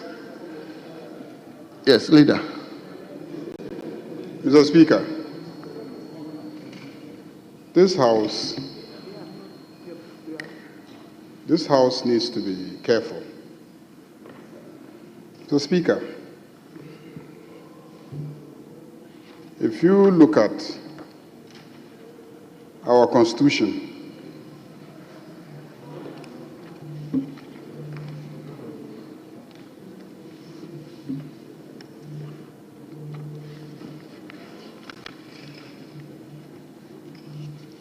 Article 127, Mr. Speaker, if you have a copy of your Constitution, let's look at it together.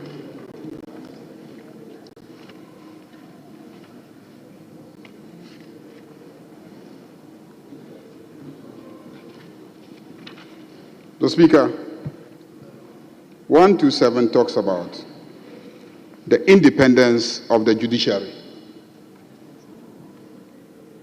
1272 says that neither the President nor Parliament nor any person acting under the authority of the President or Parliament nor any other person whatsoever shall interfere with judges or judicial officers or other persons exercising judicial power in the exercise of their judicial functions, and all organs and agencies of the state shall accord to the courts such assistance as the courts may reasonably require to protect the independence, dignity, and effectiveness of the courts subject to this Constitution. Mr. Speaker, if you look at our standing orders, it is also clear on your functions and your responsibilities as a Speaker. Let's go to Order 20.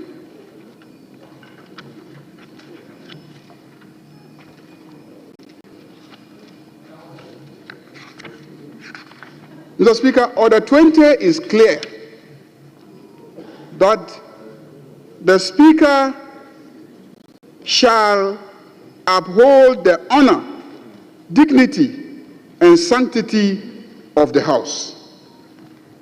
Mr. Speaker, the maker of the statement has been convicted by a High Court. Convicted by a High Court. I have read it in the papers. I have read it on social media. And he wants to come and stand in this chamber and make statements so that this House will be telling the courts that it doesn't matter what you do. Mr. Speaker, it doesn't uphold the dignity and honor of this House. It doesn't uphold the dignity and honor of this House. That he has been convicted by the courts, and indeed, the basis of his conviction is a conduct in this chamber. The basis of his conviction is the conduct in this chamber. When he was cautioned that if he insisted and had himself sworn in as a member of parliament in the face of a restraining order by a court, if the court came after him, he will be accountable alone. We will not be part of it. This was made very clear in this chamber. And he took it upon himself to take the risk. And then he was ready to take responsibility for his conduct. Mr. Speaker, it's time for him to go and account for his conduct. But to come and stand in this chamber and we will all participate in sitting here and listening to him make a statement as if the courts are nothing. Mr. Speaker, I'm not ready to be part of it. So I have strong objections to him reading a statement in this chamber because the courts have convicted him. He should go and appeal against the conviction, have it set aside, and come back. And we have a duty as a House to uphold the dignity, the integrity, and the respect of our courts and the rule of law. He is aware. Your leader on several occasions told the Speaker that even if he was not served, once he became aware of a decision of the courts, the Speaker must act on the basis of becoming aware. So it's not a question of whether he has been served. He is aware that the courts have convicted him. He is aware that the courts have convicted him. And he wants to come and stand in this chamber and make a statement. I cautioned. I said, don't do that. Don't make a statement. So, Mr. Speaker, we have strong objections. Yes, Minority Leader. I'm Minority Chief Whip. Let me allow my colleague.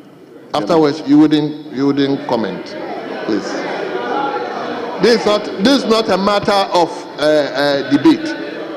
I'm giving the opportunity to you because you are a leader. Speaker, first of all, once you yield it.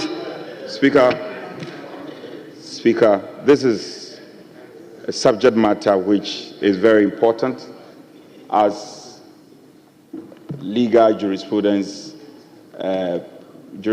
of our parliamentary democracy, and also in respect of separation of powers. It's important, Speaker, we educate ourselves on this matter. And Speaker, I will defer to you. If it is the case that when he speaks, I will not speak, so be it. But I thought that he, being an industry person, we should hear his side or what input he can bring to the matter at table, and then we can conclude on that. Saying, what I'm saying is, Speaker, with greatest respect to our colleagues, when the leader was speaking, we all paid attention and listened to him in silence. Why can't you listen to our side in silence? Why? Why?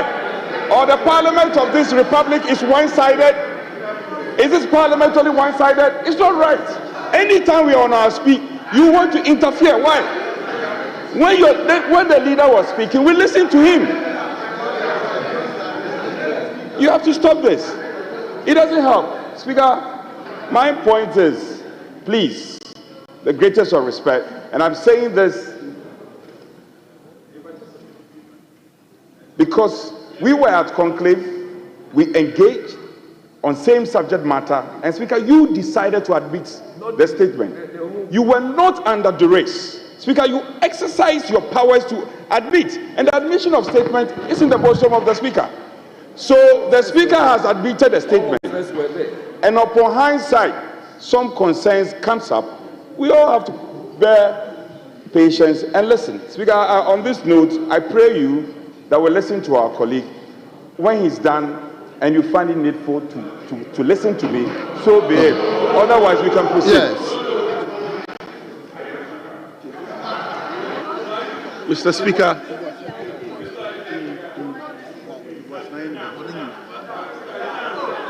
Allow. Stand tall. Stand tall. you wish you could also stand. Stand tall. You wish you could also stand. Stand tall. Mr. Speaker, I'm very grateful for the opportunity. Mr. Speaker, I am also very grateful to the Speaker. Mr. Speaker, I'm also very grateful to the Minority Chief Whip. I am also very grateful. Honourable members, why? Mr. Speaker. Keep quiet. Mr. Speaker, I am also very I grateful. have asked him to speak on behalf of the leadership. So afterwards. He asked him to speak. What is that? Mr. Speaker, I am also very grateful to the Minority Chief Whip, who is keen on seeing to the development of his first-timers. Minority Chief Whip, may you live long. Mr. Speaker, it is we emphasize that the principle of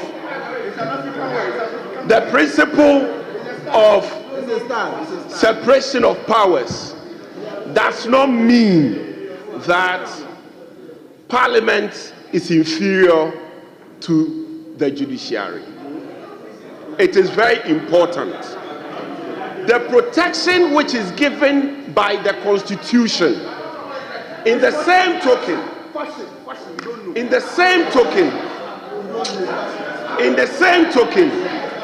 hey, you are saying that the African wear is improper dressing.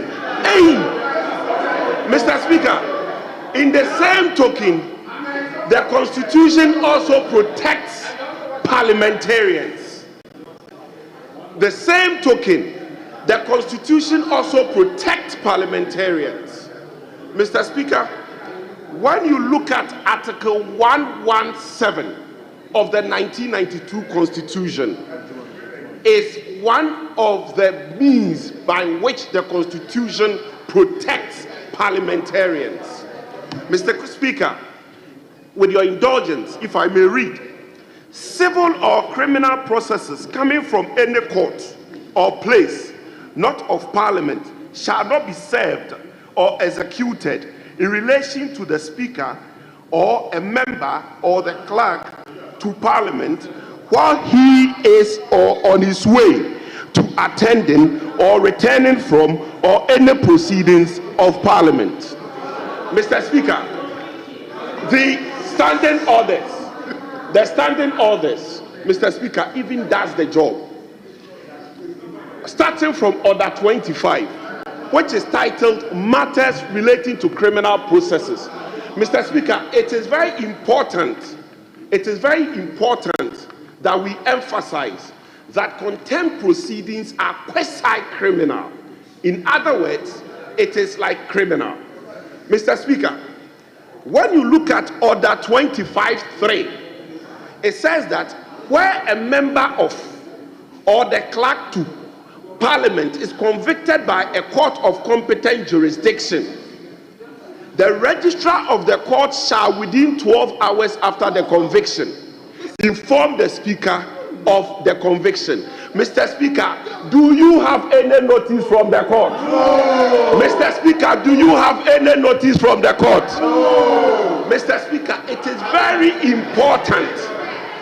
Mr. Speaker, it is very important that we do not go searching newspapers. We do not go looking at newspapers or listening to news to be finding out which member of Parliament has been convicted. Mr. Speaker, that is not our job.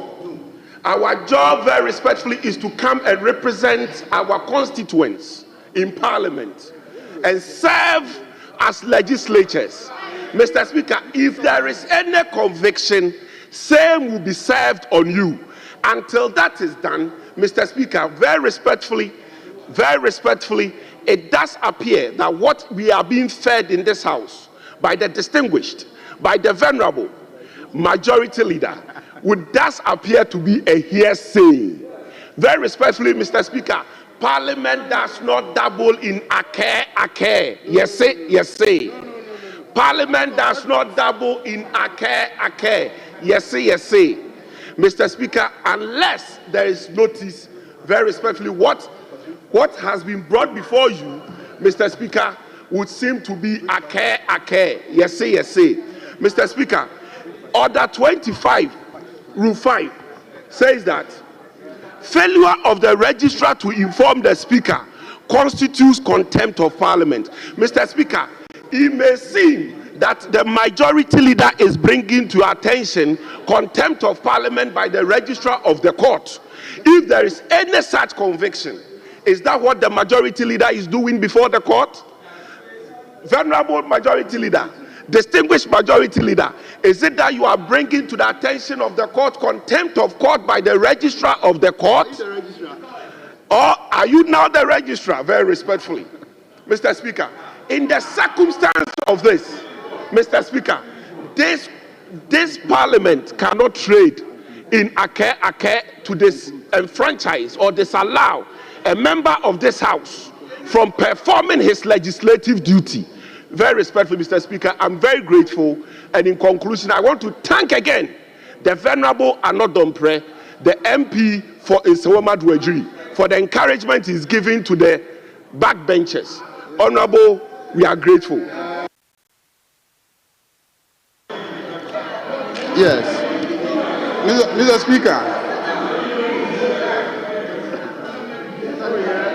Speaker, the honorable member who just spoke, he cited Order 25 of our standing orders.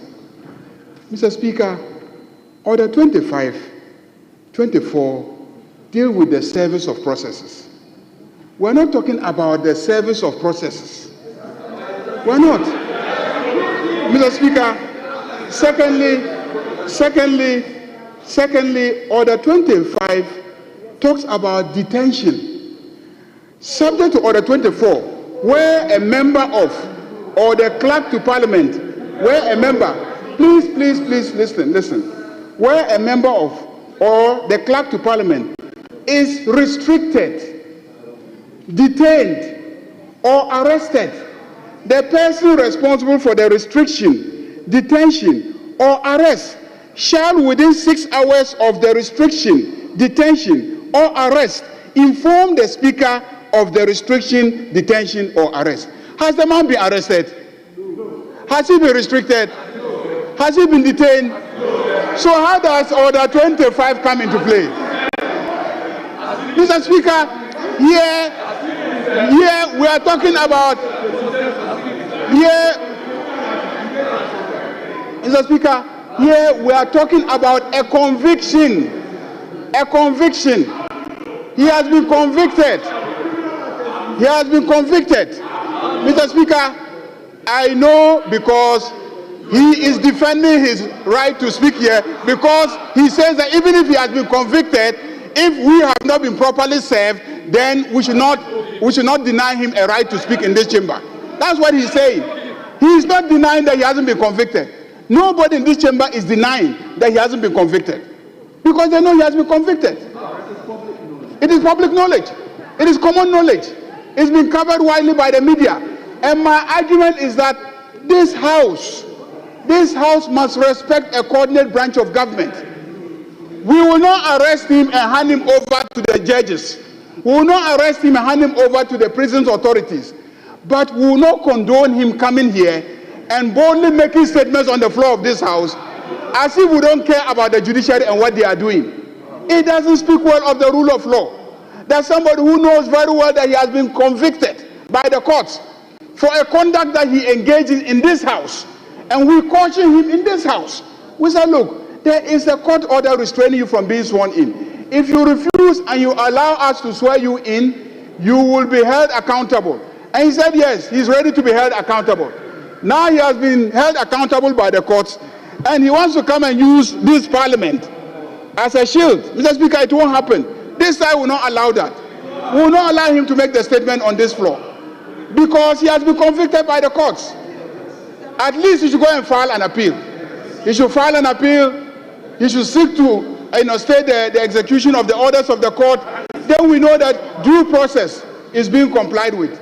Mr. Speaker, I want to indicate clearly that if you insist and admit this statement and you allow him to make the statement, this side of the house will wash our hands off and then we'll walk out and leave you to make your statements.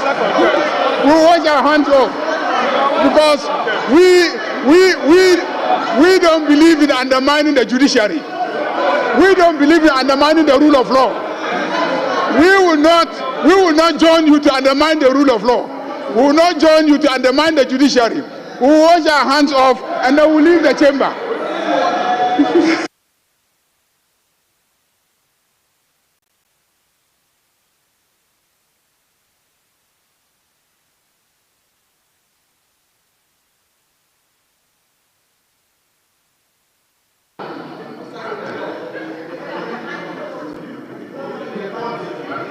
Mr. Speaker, I was watching proceedings from my office, and I heard you call the member for Akutia to make a statement which you've duly admitted. Upon calling his name, the majority leader and leader of government business rose up, relying on Order 20 and Article 127 of the Constitution. He argued. First leg of his argument, inviting you to uphold the dignity of this house and generally to help in respecting the independence of the judiciary. Let me say that those submissions he made, though are legal submissions, but I find those submissions very rich in the context that he submits same on this House floor. Mr. Speaker, first, the applicant. In October 2024, a matter arose regarding some vacant seats. I, as a leader of government business, feeling dissatisfied, and upon reading the Constitution, felt that the right place and forum was the Supreme Court. Mr. Speaker, the majority leader, who was a de facto legal advisor to the then minority front bench, was very much aware of the matters in issue. I first sought an ex parte relief. I first applied to the court, invoked the jurisdiction of the court through an ex parte application, and made all the matters known to the court, and the court ruled in my favor. That order of the court staying the decision of the Speaker, which stay of execution allowed the majority to stay in its place, was forcefully challenged with all the energy from the majority leader of Parliament as a second respondent, and when the court finally made a determination, now he's a majority leader, but then he was not. He was not a majority leader. Mr. Speaker, argued on radio. Mr. Speaker, still challenging the court. And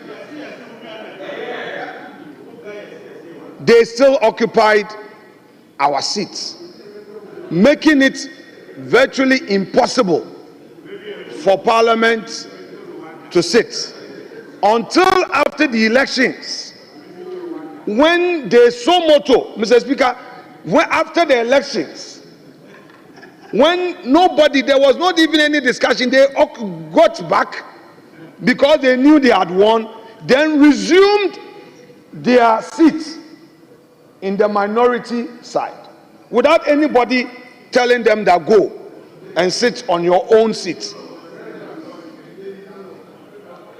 Mr. Speaker, this is the same person who today is talking about law. Mr. Speaker, this is by way of my preliminary observation. Now, let me respond to him on the proper law. Let me now respond to him on the proper law. But as smart as he is, and as I know him to be, when he was landing, he argued some law to create a ventilation for his own argument. And that is that ventilation that I will use to arrest his argument. What was the ventilation? He said, unless the member has filed an appeal and is staying the execution of the order, I am able, as a leader of my side, to provide him with that information. That, Mr. Speaker, if his concerns is about the rule of law, this side would always respect the rule of law. The honorable member has indeed filed an appeal, filed a stay of execution, and for your information, there was a stay of proceedings. There was a stay of proceedings application pending before the very judge. A stay of, yes, and you are a practitioner. A stay of proceedings application pending before the very judge. Mr. Speaker, there was also an application invoking the supervisory jurisdiction of the court, of the Supreme Court, under Article 132 of the Constitution. Mr. Speaker, the court below, the High Court in Koforidua, had been served. And the registrar of the court indeed had brought that process to the attention and notice of the judge. Mr. Speaker, our side, even where we disagree, we will not go insulting judges. The fact that we have been quiet does not mean that we think the judge has been fair to us. And you will not see us calling the judge names. We are not like some people. We are not like some people. When we disagree with a judge, we will use lawful process and lawful means to challenge the orders of the court. Mr. Speaker, we are saying that there is a process pending before the court. There is no finality in the matter in issue. The honorable majority leader who raised the matter knows very well that a conviction, even if the member has been served, the judge himself said he was going to have time.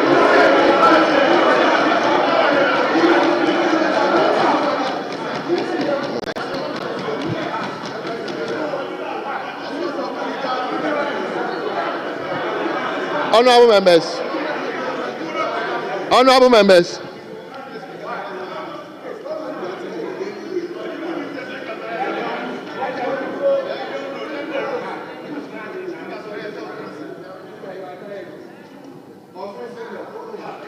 Honorable, hold on.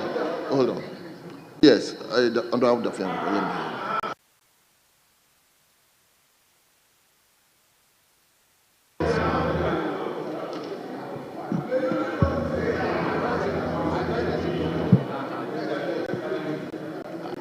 Mr. Speaker, I thank you for the opportunity to intervene in pursuance of Order 1221A. First of all, it is most inaccurate for the minority leader to submit on this floor that the majority at the time, before the general elections of 7th December, we forcefully refused to respect the court order.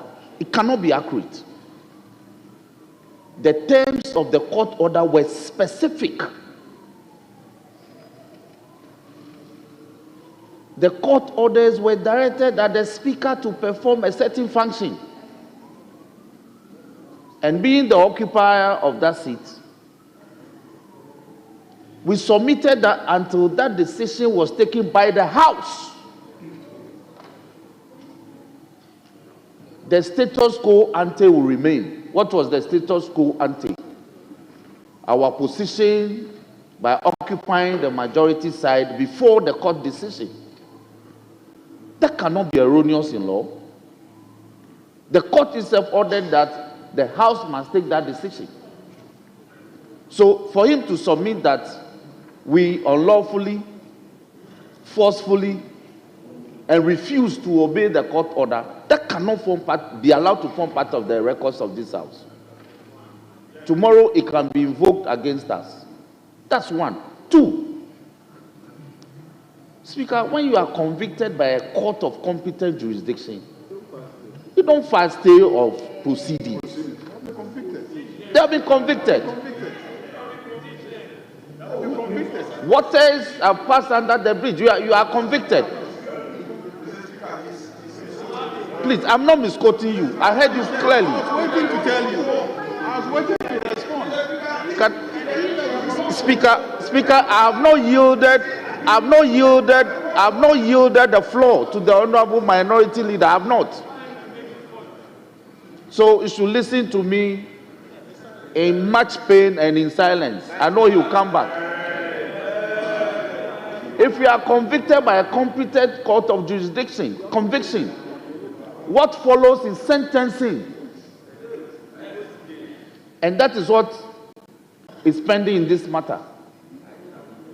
You don't file a stay of proceedings, with all due respect. Now, third, Mr. Speaker, I rose, Mr. Speaker, Honorable Dafiama, Mr. Speaker, Honorable Dafiama, Mr. Speaker. Listen. You see, he was speaking. I would have given you opportunity to also speak if you had allowed him to finish. I thought you were coming to a point. Coming on point of order, but Mr. please, Speaker, you've raised the issue. Let him finish. Mr. Speaker, I am not. Mr. Speaker, I'm not done. I anchored my submission pursuant of Order 12218. I am not done. Mr. Speaker, you give the minority leader sometimes 1 hour to make submissions. I have not even done 5 minutes. So permit me. Permit me. This house is a house of politics. What is doing is politics. It is not religion. It is not faith. It is not economics. It is politics. What they seek to do is politics. And we cannot allow politics to impede the integrity of the courts. We cannot. Mr. Speaker, this house is mandated in law not to engage in an irregularity, in any unlawful conduct. We cannot participate in it. And we cannot allow the house, properly constituted, to engage in it. It cannot. So Mr. Speaker, this house, the information before this house is that the honorable member for Akwete has been convicted.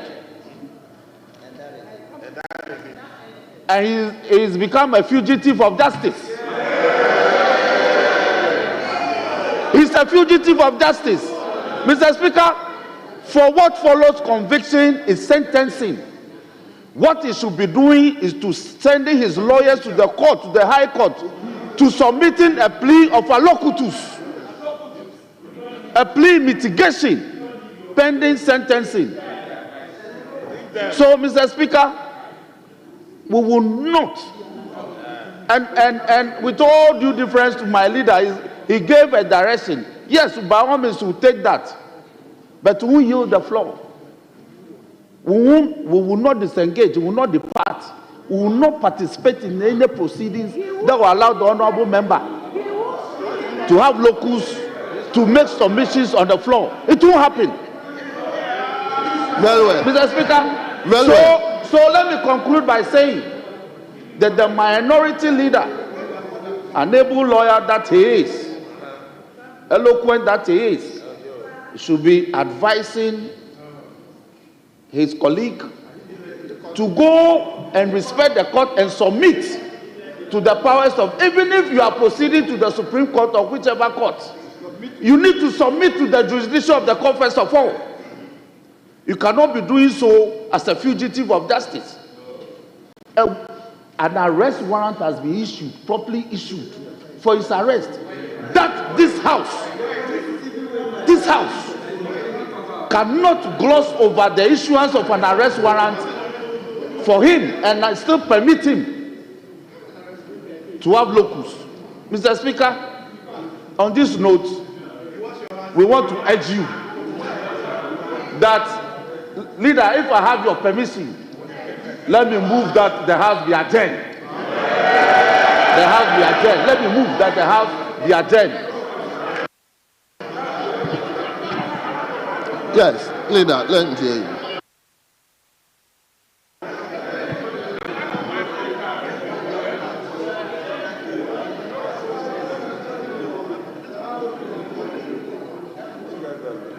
Mr. Speaker, let me refer my colleagues to the decision of the Supreme Court on the 18th of October 2024. Mr. Speaker, this is what the Supreme Court said.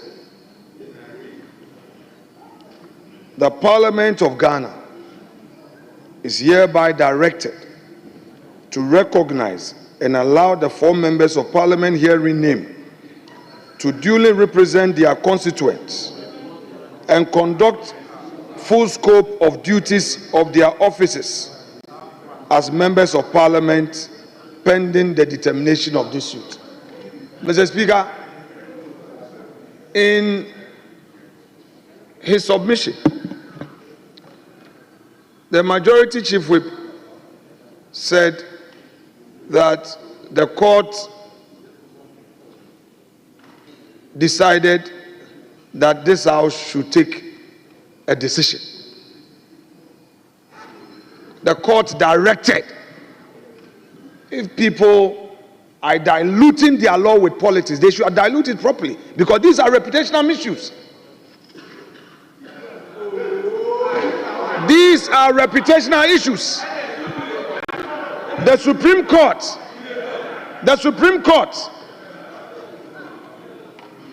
did not urge upon us to take a decision. It directed. And I submit that they refused to respect the decision of the Supreme Court. That is what they did. And today, I am directly confronting you with that decision you took in October. Mr. Speaker, that aside, in my earlier submissions, my argument was to the effect that prior to the conviction, the court was seized with an application to stay proceedings. I didn't say that the man filed a stay of proceedings. I didn't say the man filed a stay of proceedings pending appeal. I didn't say that. He had a stay. Mr. Speaker, I know some people are at the back there. I am aware they have finished the LLB, and I know they are still attempting to get to the law school. I am a practitioner. Mr. Speaker, I am a courtroom practitioner. I know courtroom practice and courtroom rules. So I'm talking law. And I want my colleagues to listen. I'm saying that Honorable Kumi had filed a stay of proceedings application, which application was pending before the court at the time that the same court was seized with the application committing him for contempt. The court was aware. And I am saying that the court, after its decision, there is a stay of execution and an appeal, notice of appeal. These 2 processes have been found. If they don't know, I'm letting them know now. It is most unfair for Mr. Dafio Mekpo to describe a respected colleague as a fugitive.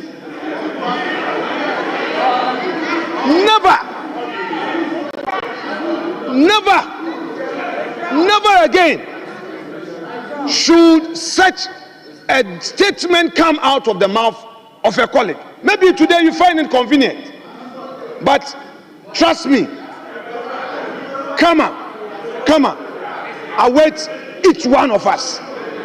You cannot describe your colleague as a fugitive. The man has submitted to the authority of the court. Is the reason why he has filed a notice of appeal and has supported that notice with a stay of execution. There is a stay of execution application, a stay of execution.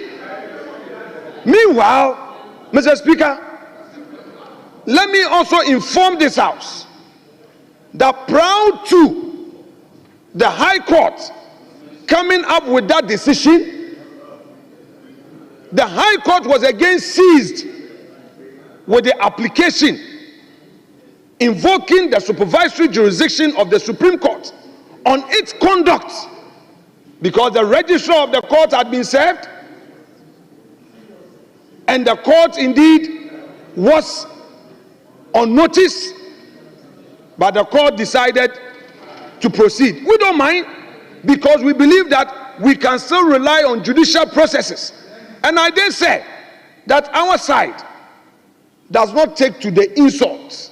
We won't go on the radio to insulting judges when we disagree with them. It's the reason why we have been most decent. We will not go attacking a judge on social media and be using unprintable words on judges just because we disagree with them. No. Mr. Speaker, the invitation to you to restrain the member from making his statement, Mr. Speaker, is most unfair. That invitation sits on stilts. That invitation is not based on any solid foundation in law. And Mr. Speaker, an attempt to be hoodwinked into any valley of confusion would amount to a general confusion in this House, because the majority leader knows that he was only doing politics and not doing law. He knows that what he did was politics and not law. Mr. Speaker, in this House, how can a member of parliament who in the performance of his parliamentary duties has not been served with the court process, Mr. Speaker, let them sit quietly and listen. Let me finish my submission. Mr. Speaker, if they want, then we should. What? Yes. Well, that's all right.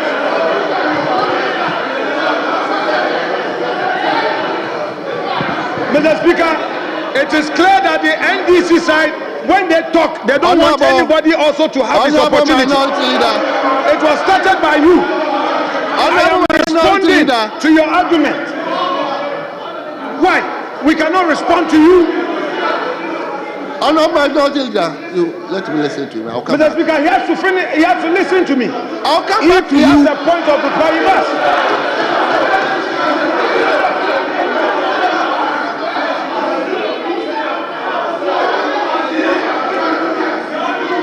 When Afenyo Maki speaks, many of you will get honorable members. When Afenyo Maki, many points of order. Honorable members. When? Many points of order. Honorable members. You cannot tolerate. If you wouldn't allow me, I will go ahead, suspend the House, and you will not adjourn the House. Mr. Speaker, they want an adjournment. We will argue the case today. We will argue no adjournment. Mr. Speaker, we will argue. Let us argue the issues with the adjournment. Honorable members. You are running away. You brought your application, you are running away. Honorable you members, brought your application, you are running away. The time is 5 to 4 o'clock. You are in my hands. The House is accordingly adjourned.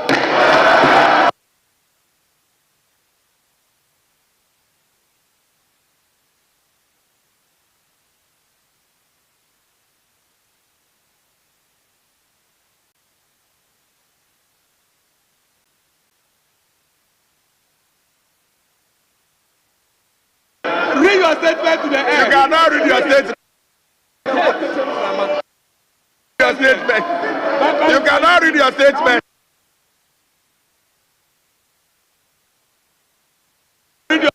You You cannot read your statement.